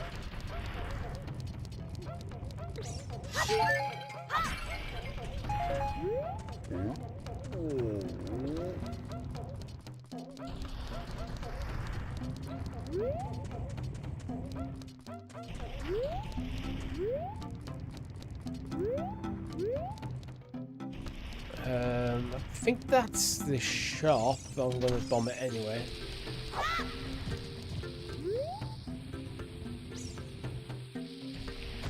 Hi Al, how's it? How you doing? I'm about to get flattened by a Goron. I agree, it is one of the best games of all time. One of my favourite games of all time, and the game that probably made me fall in love with video games. And that doesn't mean I'm good at playing it.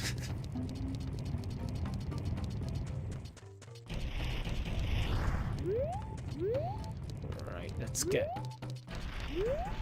I do think this is the shop and I probably don't need to go in here, but...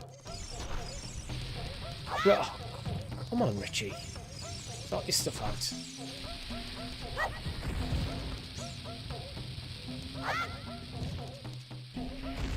Right.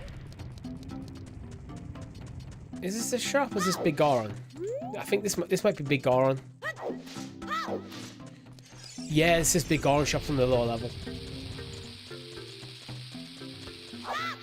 Nintendo Switch Online experience. It's actually alright. The control scheme isn't too bad once you get used to it. I have had noticed, I don't know whether it's the game and just nostalgia's like masking this for me, or whether it's the port, but the dead volume on the analog stick is horrible. So if I put my trusty slingshot on, like, it's so jerky, it's hard to get like any sort of precision aim. It could literally just be nostalgia that's made me forgot how bad that was, but...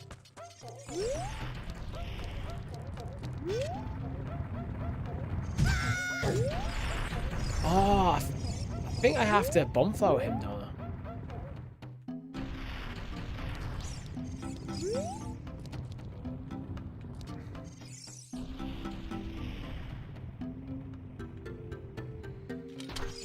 Let's go.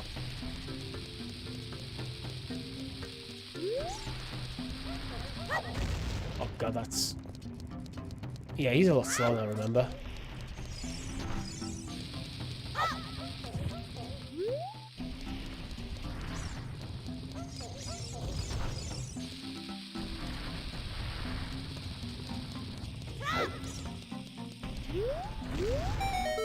Yep, got him. Can't remember why I need to bomb him.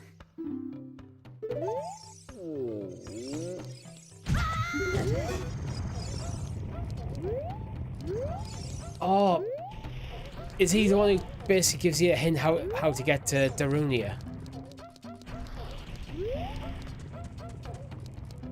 And because of my memory, I've just completely bypassed him.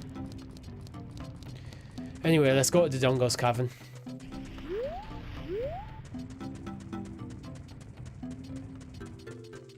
Is that...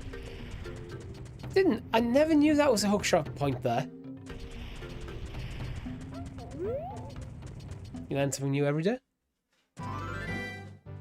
Right.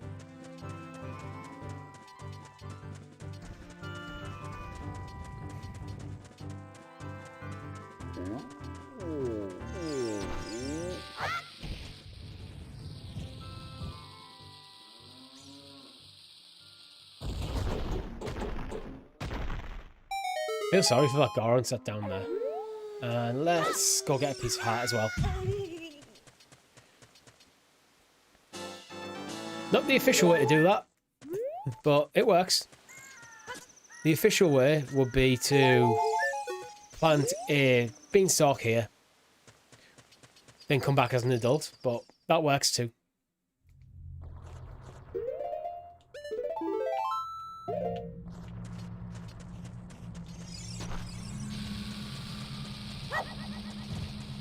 You can use any Bluetooth control for the 8-bit DOS switch. Oh, interesting. Oh, actually, I think I might have like a third-party adapter. I might be able to adapt one of my official N64 controllers. I never even thought about that. Oh, why I have such a good memory for the game? I've played it many times.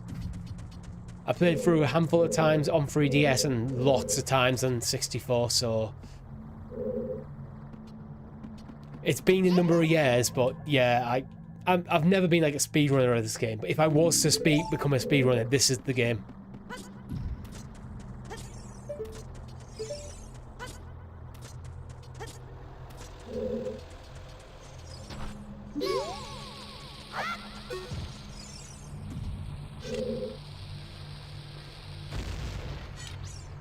If I stream it again, I think I'll do a bit of figuring out, see if I can get like one of my official N64 controllers working. Because I think that'd just be a cool thing to do.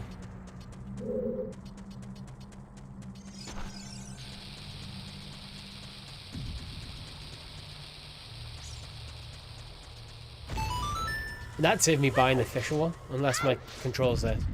I'm pretty sure my analog sticks have seen better days.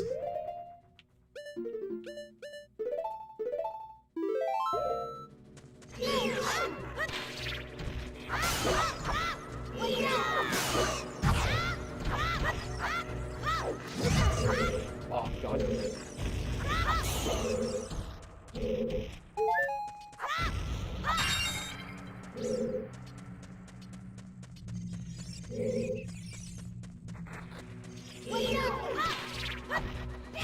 Definitely nuts to like playing this game with a cheat code sometimes. I'll just stun them.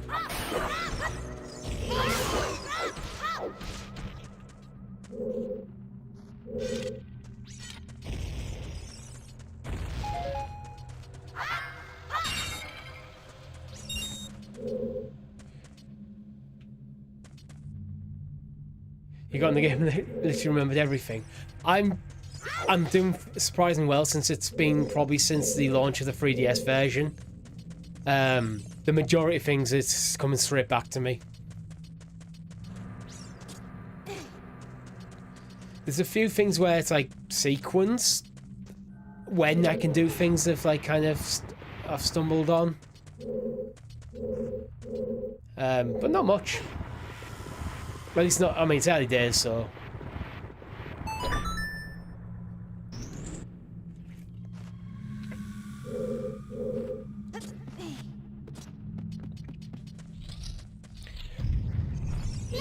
And don't forget, every single Monday we have the GamerGuild Podcast on YouTube and on podcast service around the globe where we break down all the news happening in the gaming sphere on all platforms.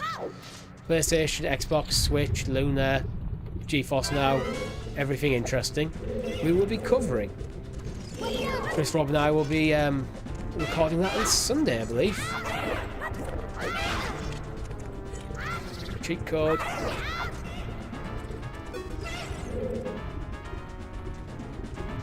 Have I completed Majora's Mask? Yes. Both N64 and 3DS. I was playing a bit earlier on Switch Online while setting up.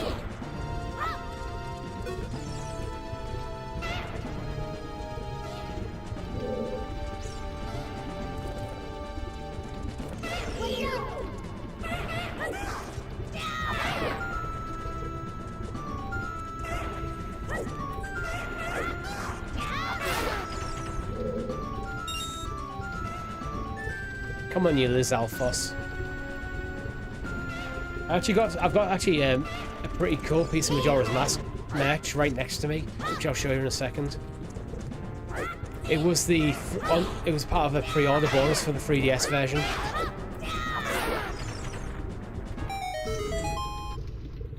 So I have this poster.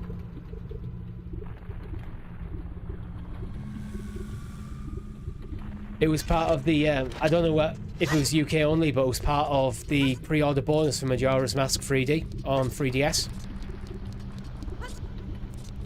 That and an awesome steelbook, which is downstairs.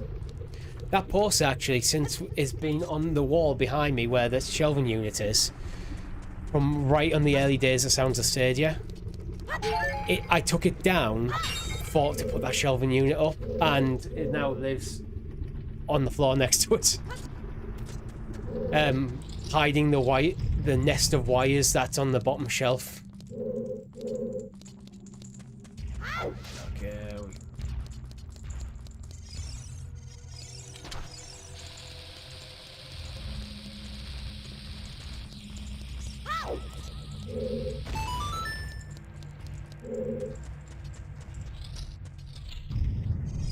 It's just a shop one. What have you got for me? Deku sticks? No.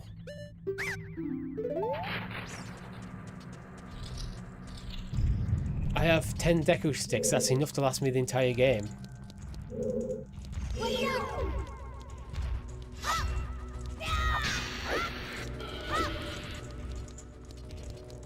Ah, you have to take the tails.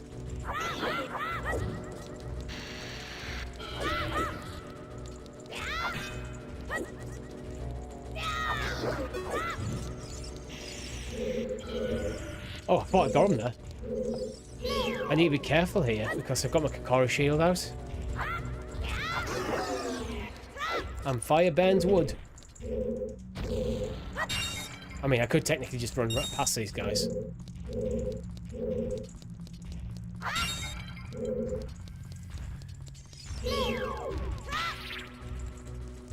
I just abused Deku.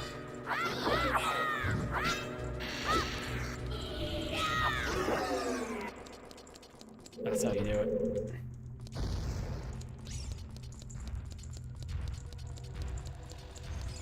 Oh, that's why the Deku shrub's there. Because I need Deku sticks here in this area.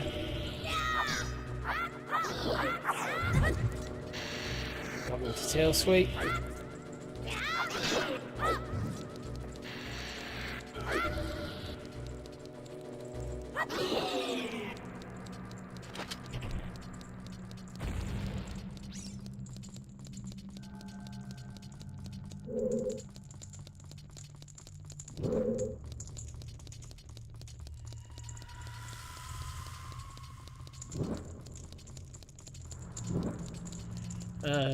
Free.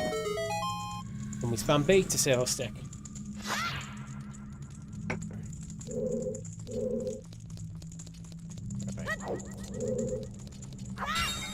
Rupee or something for half, but it'll do.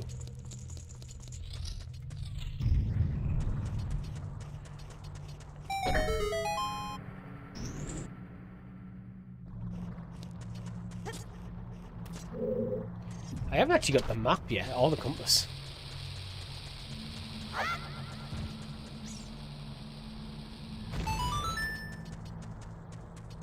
No. Yeah, don't need that. I need to go to the other side.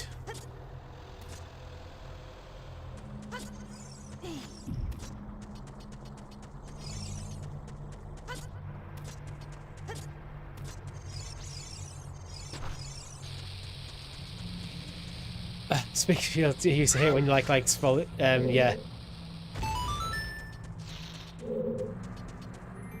That was always annoying. I mean, you always got, if you beat the like, you always got it back, so it's not the end of the world. Right, we have the map.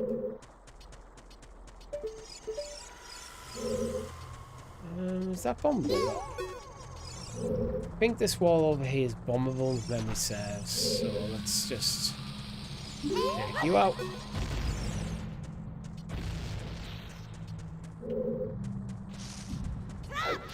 Oh, Deku Scrub.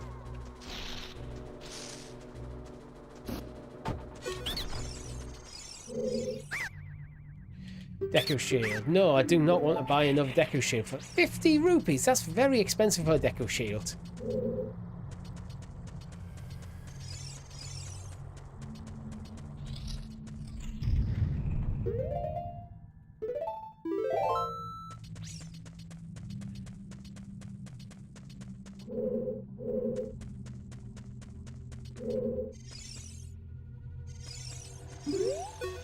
You know what, overall, happy with the Switch Online experience in this game. It's doing the job for me.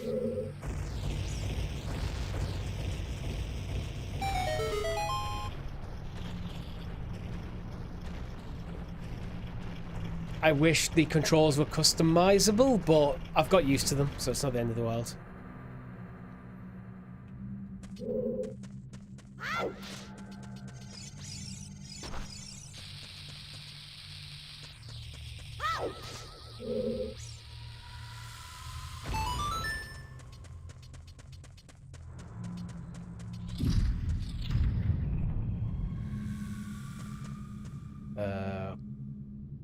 Okay, right. I think I do need to bomb power these guys.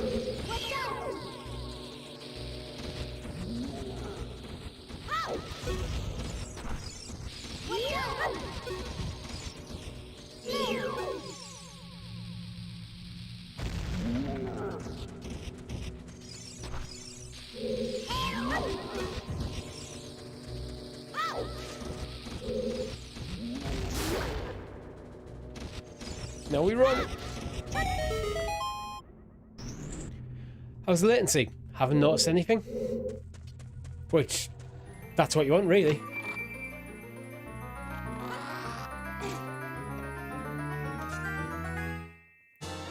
It's absolutely rock solid on my end, so I'm pretty happy.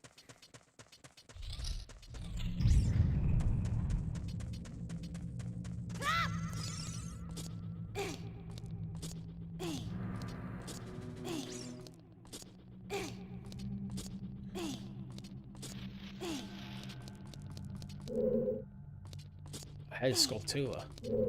Where are you? Ah, I think you're up there.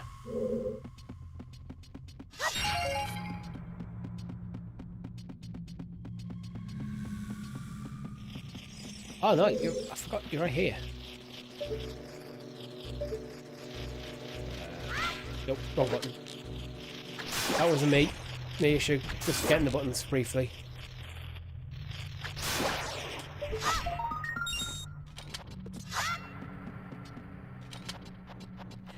is the skull tool up there? I think I need the boomerang to get that one though.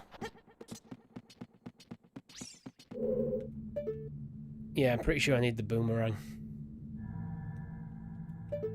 It'll be either boomerang or Scarecrow's song. Probably boomerang.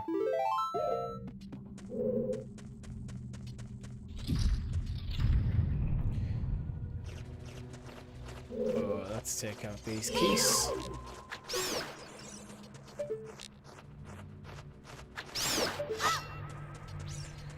My pro sniping skills.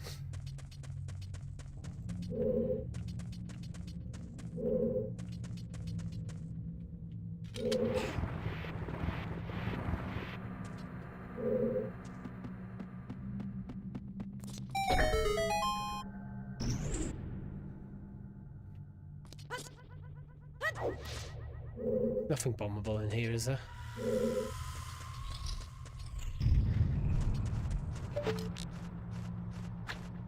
Ah, terrible. Terrible. I'm better than this. See?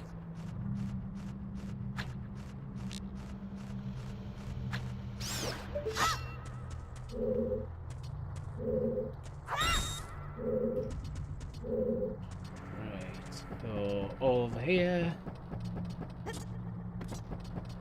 Not much longer of this dungeon left, actually. Let's have a look. Yeah, probably about halfway, maybe 2/3.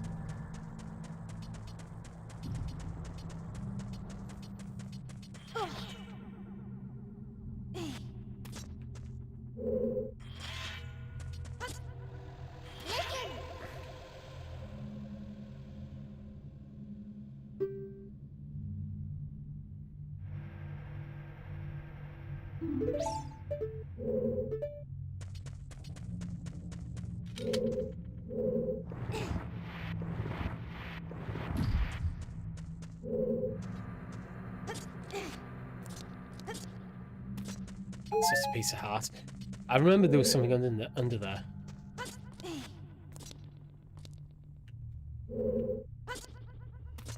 Let's just push on because we do actually come back through this room anyway, so.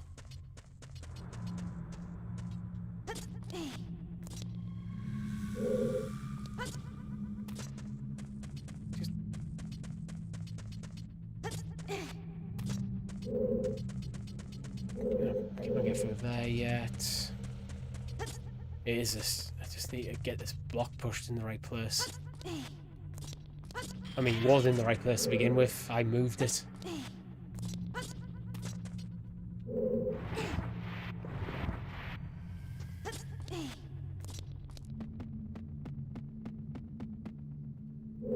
Oh yeah, shit. Aha.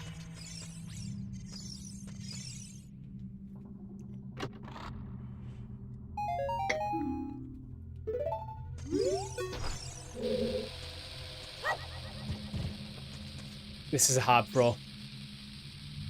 Two ways you can do it. You can either wait for it to almost explode, or you can try and lodge it behind the stairs, right behind the ladder. Obviously that's getting your angles right. Get me further forward when I throw.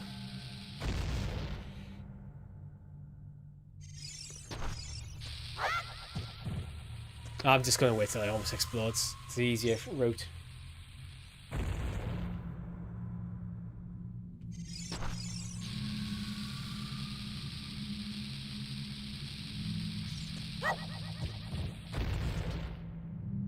Not easy enough, though.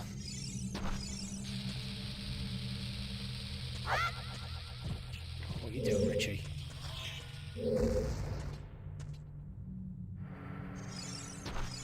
Go on, you got this time.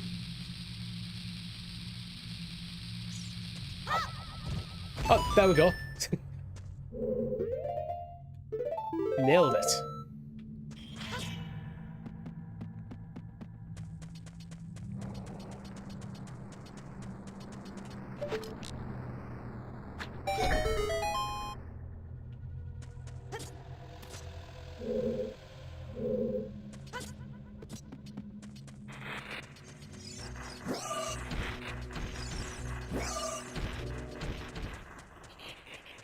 That second dodge, that was a memory. I remembered I remembered that after the two there was going to be another one.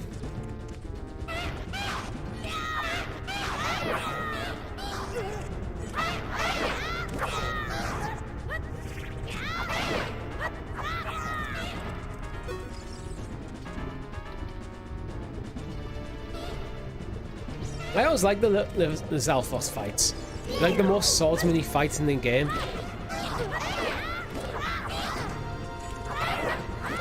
And as such, I'm getting my ass kicked.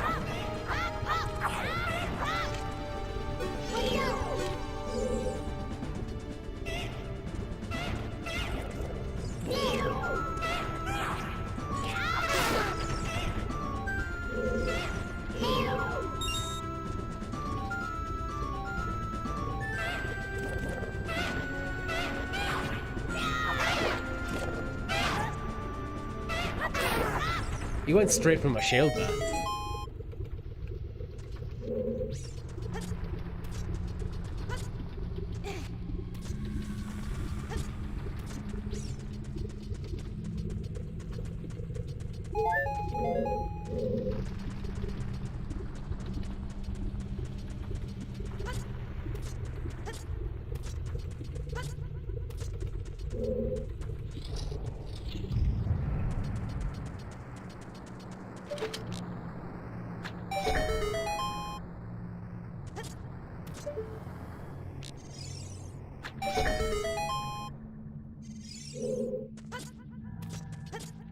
And onwards we go. Back to this room.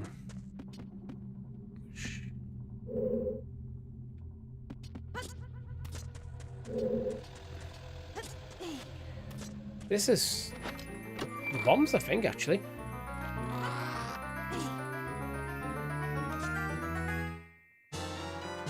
Hey, we got a bomb bag.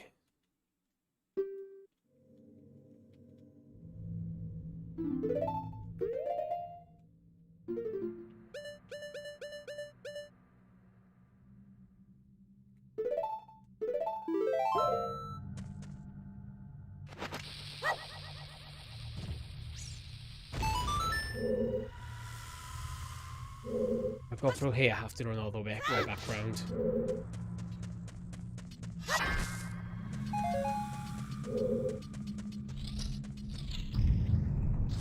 Oh, just take a score.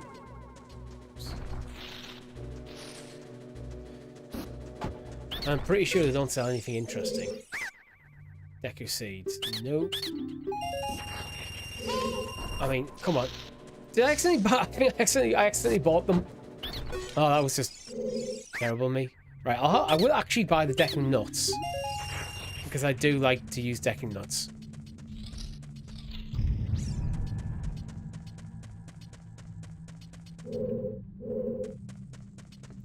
Yeah, I'm gonna have to run all the way back round.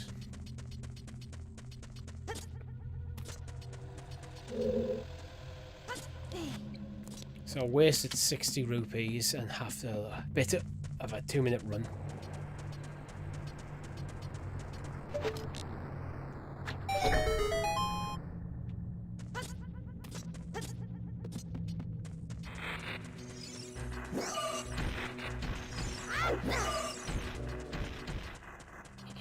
Evening, Lee.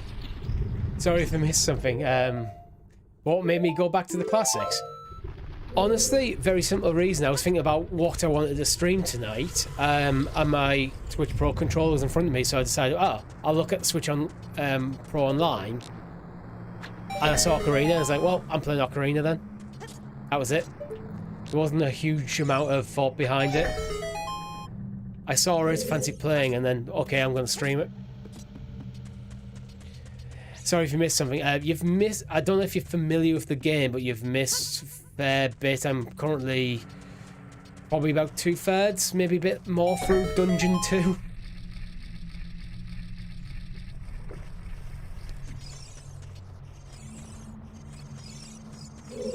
Right.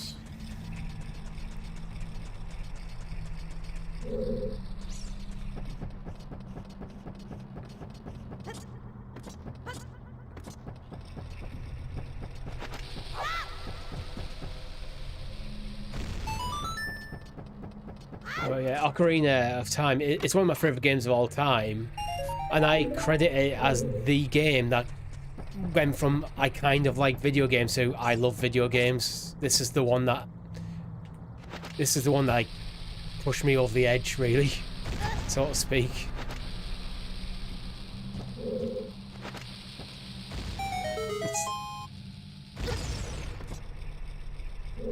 Saw that happening in the cutscene.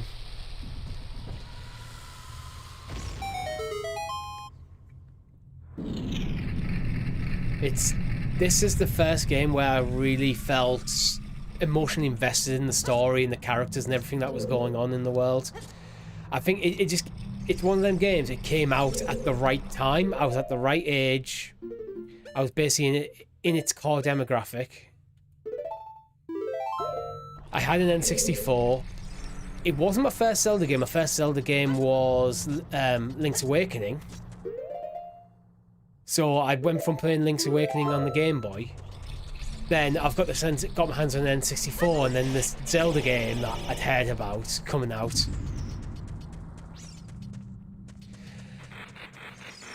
I'm a terrible Zelda fan, actually. I've never finished Link to the Past. I need to. I know I need to.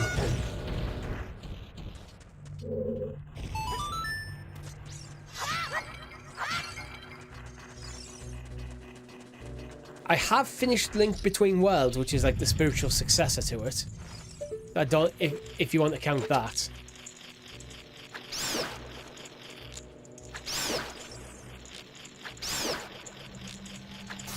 But I never had a SNES, so I just never had the game. It was only as an adult, using emulation, I've ever got my hands on the game. Actually. Oh, I have to close it. Alright, I'll have a look later. I think, is it on Switch Online?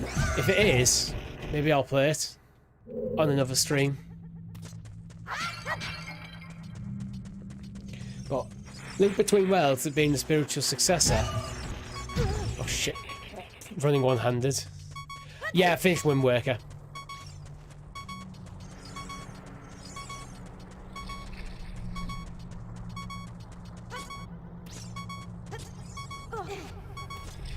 Yeah, Link Between Worlds was awesome. I actually have the limited edition 3DS, which is like the golden and black Triforce pattern.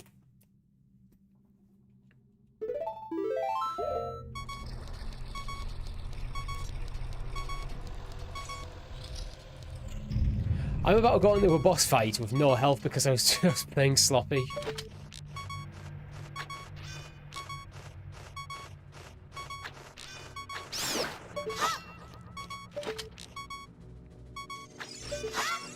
Oh!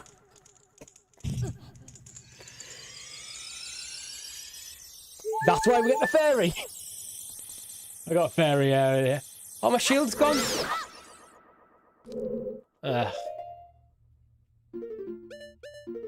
Okay. Alright,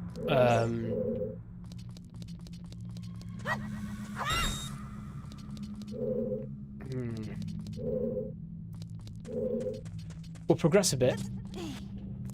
Hopefully, I know where I can get a Deku Shield for 50 rupees.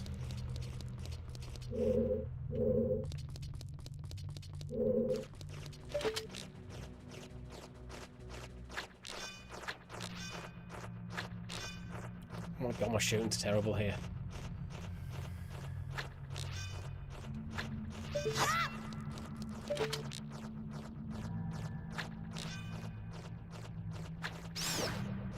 Better.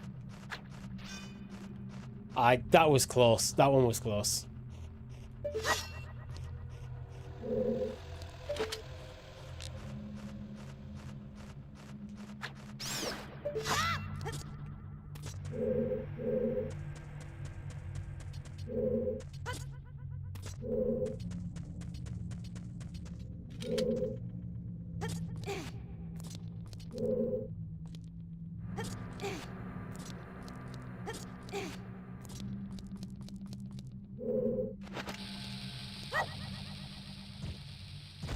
Oh, that's... Oh, I did it.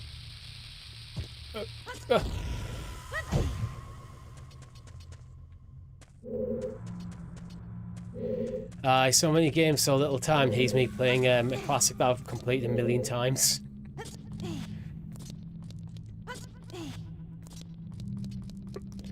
Ultimately, games, it's all about enjoying yourself, and this is what I wanted to play, so...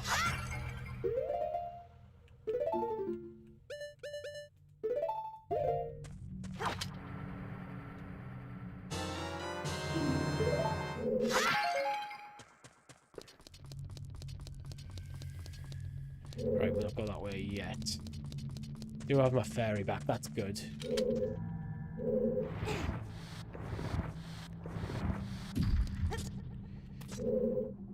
In fact, this is one now I've streamed it for a few hours. I can see myself coming back to and just a bit over time gradually building up like the entire playthrough. Kind of what Chris is doing with 007 Bloodstone at the moment.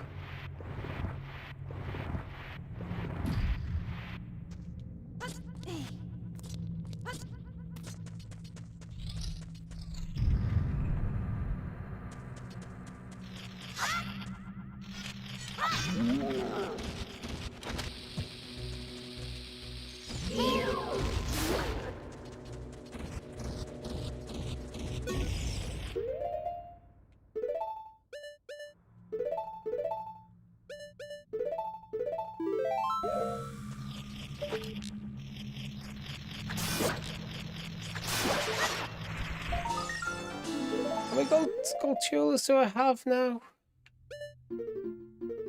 8. Okay. Have I got them all in here, actually? I have not. Don't think. Oh yeah, there's the one there. There's one earlier in the cascading stair room where I think you need the boomerang.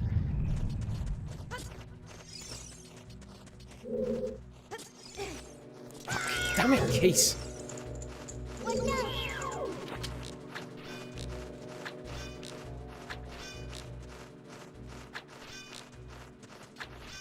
So this is why I manually aim.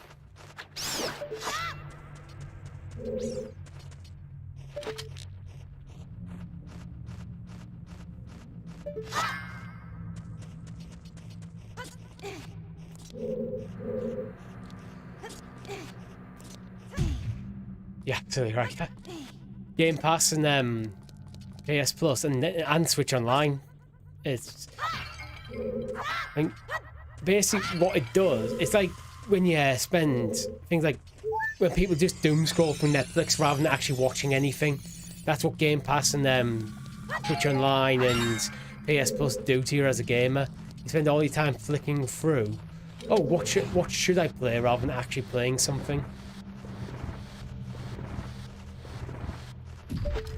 That's why I'm kind of trying to be a bit more selective at the moment with what games I do play. I'm pretty much willing to try anything on stream, but in my own time, it's like, why, what do I want to sit down and play? At the moment, it's mainly Sea of Stars. I am playing this through Switch Online with the Pro Controller.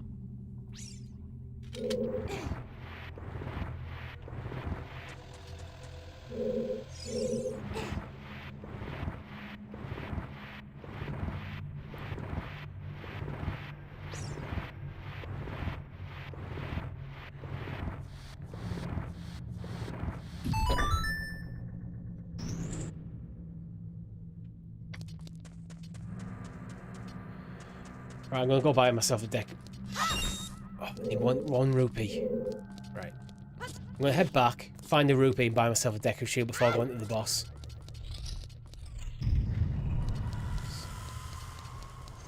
And I think I will be ending the stream after this dungeon.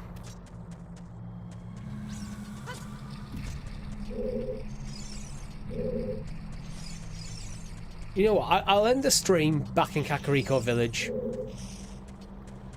That'll be my end point. I think that's a nice endpoint. Oh, come on, you just need 1 rupee.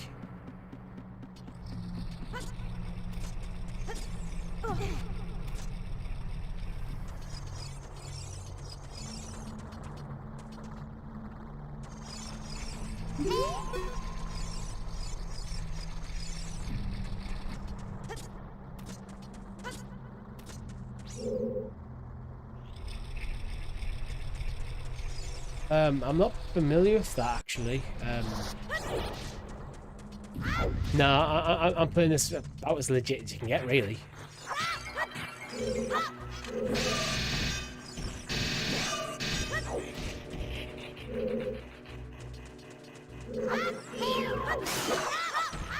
Come on, give me a rupee. 1 rupee, that's all I need. Come on, game. Just 1 rupee.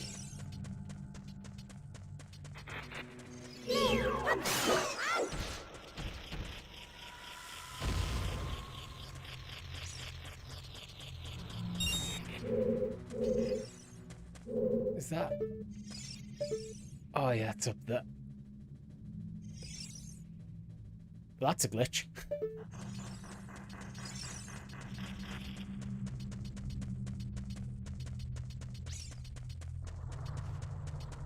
I have played this before on an emulator, but to be honest, I'm finding the performance pretty good enough that I'm happy playing legit. If the performance was absolutely garbage and I wanted to stream it, I would just probably use an emulator. After all, I already have Switch Online, and I own the game on the N64, and I own the game on the 3DS, so I wouldn't feel like any moral awkwardness about using an emulator if it just made it more convenient for me to play a game that I own multiple times. But emulation, I think it's one of them, you just kind of have to make your own decisions on it. Oh crap, how did... Come on, hop up. There we go. Give me a deck. We got a deck of sheep back. In time for the boss.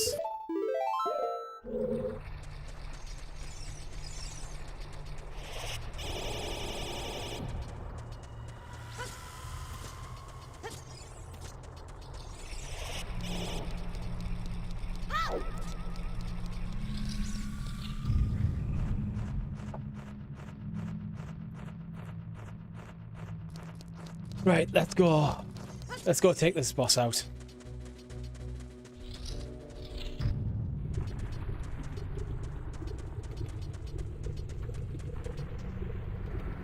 It's probably bombs, I would have thought. Yeah.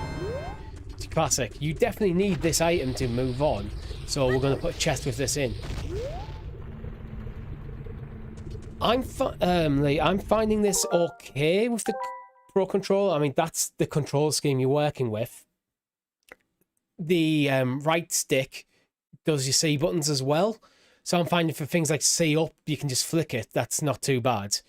Obviously, ZR and the face buttons is doing C buttons. I'm finding this okay.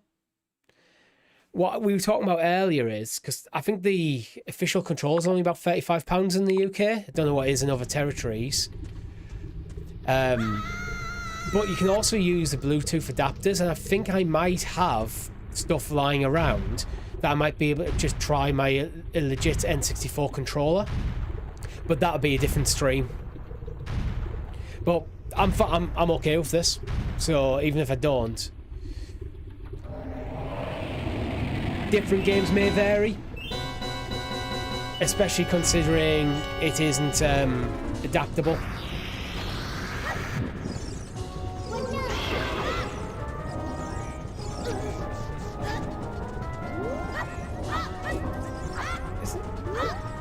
I'm pretty sure it was the tail eating attack.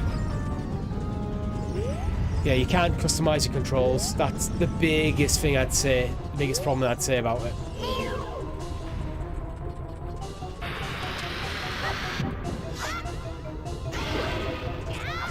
Oh, we just...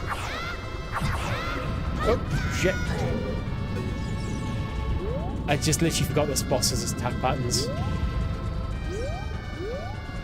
It's fine, I've still got a fairy.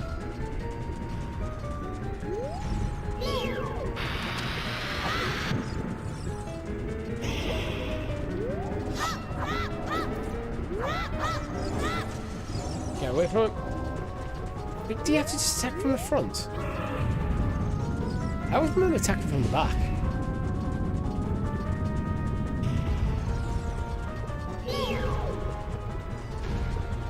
So this bomb throw, I'm just like flicking the right analog stick to the right, and it's kind of working for me.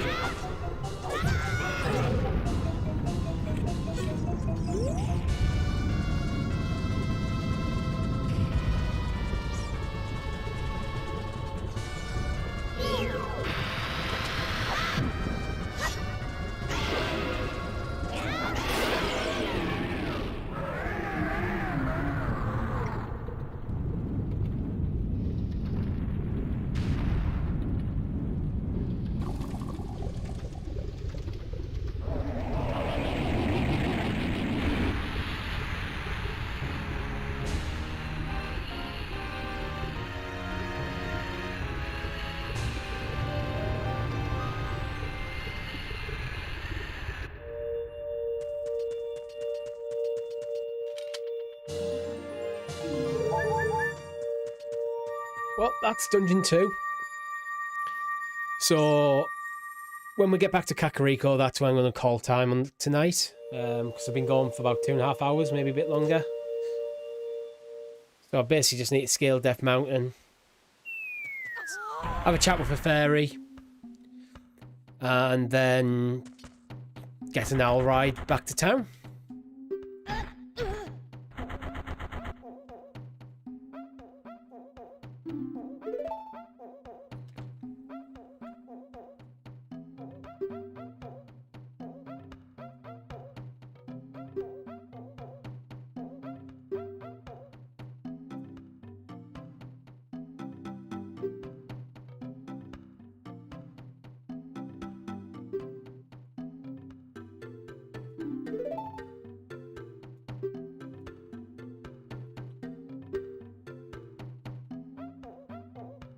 Let's just reflect on what happened. This Darunia, the chieftain of the Gorons, has took one look at a child and went, "Yeah, if you want this spiritual stone, go and basically secure our food supply from a mine that has been corrupted by monsters that we don't dare to go fight." Link's like 10.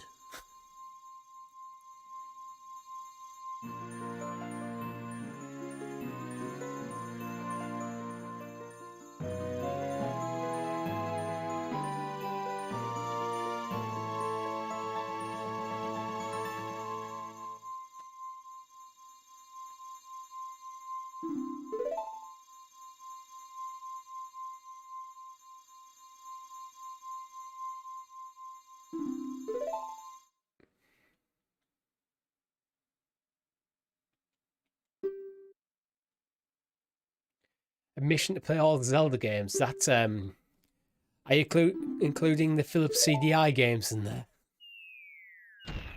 I think everyone would forgive you if you said no. I've never played them myself. And then you got some of the more obscure ones like Spirit Tracks and Phantom Hourglass on the DS, where they've used stylus controls, which is kind of weird.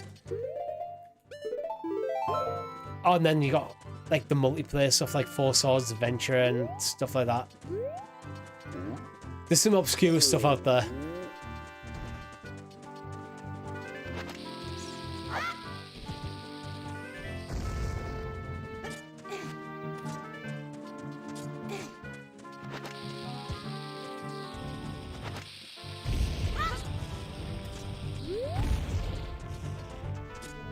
Yay, 5 rupees.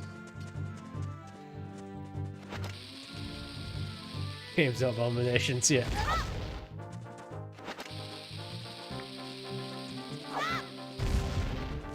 What about Cadence of Hyrule? Do you count that as a Zelda game? Link's crossbow training. That is a game.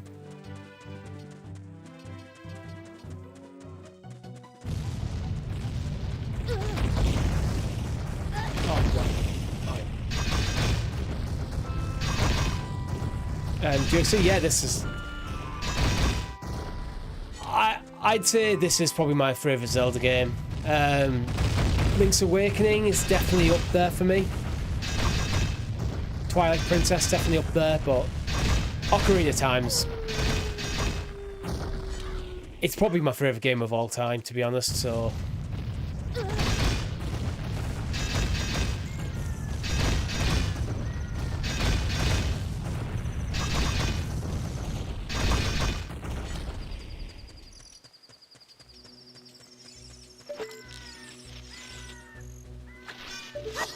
Oh, that was terrible.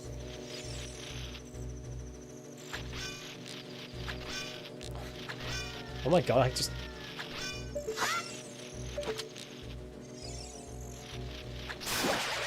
It's a good job I increased my capacity earlier.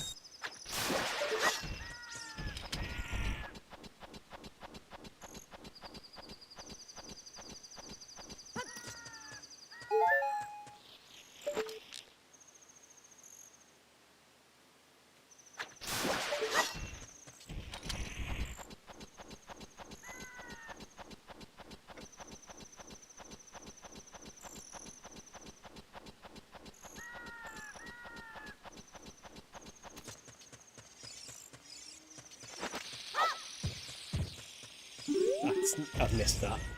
Yeah, I thought I did.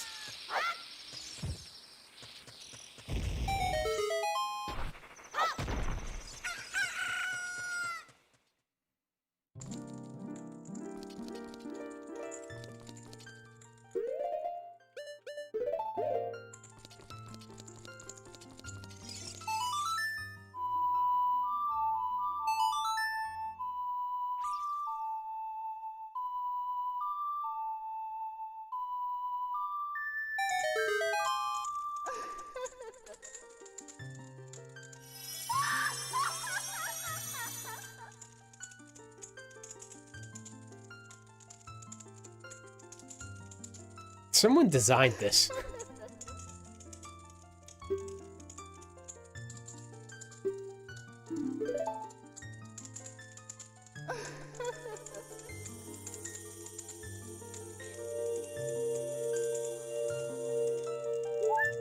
Massive pointy breasts and everything.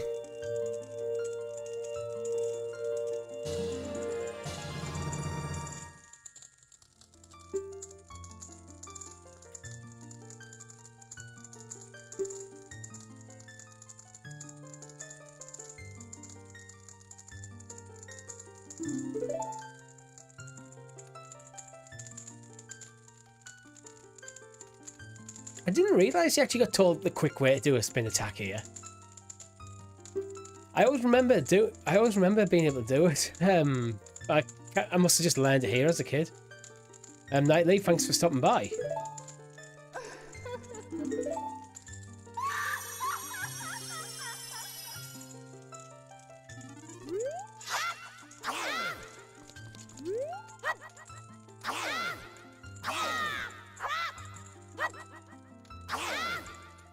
It doesn't actually consume mana either.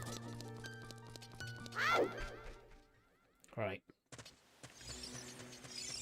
We're almost done for the night. Quick nip into Death Mountain.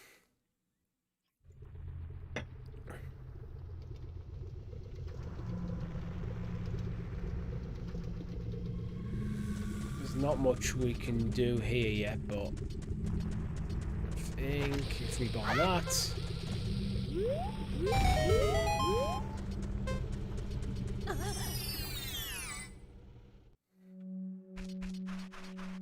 We got a chest.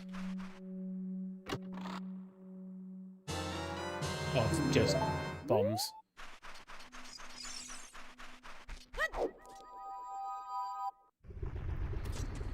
Right.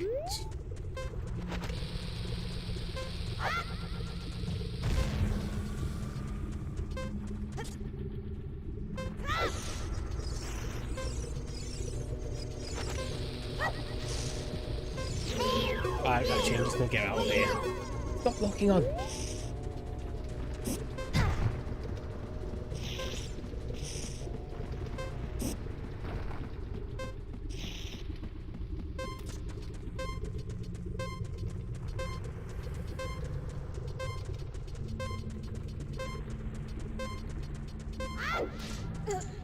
Oh! So close. Wait, does the fairy reset my time? Because that was an insta-kill. Yes, it does. Okay. Come on then. Give me a lift.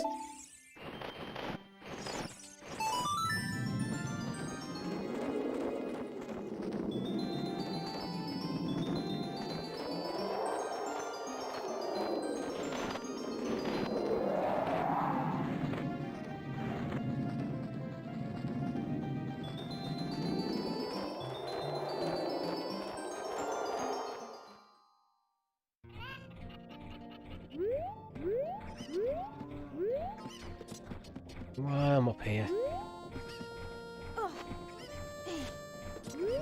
Make sure I get the drop right.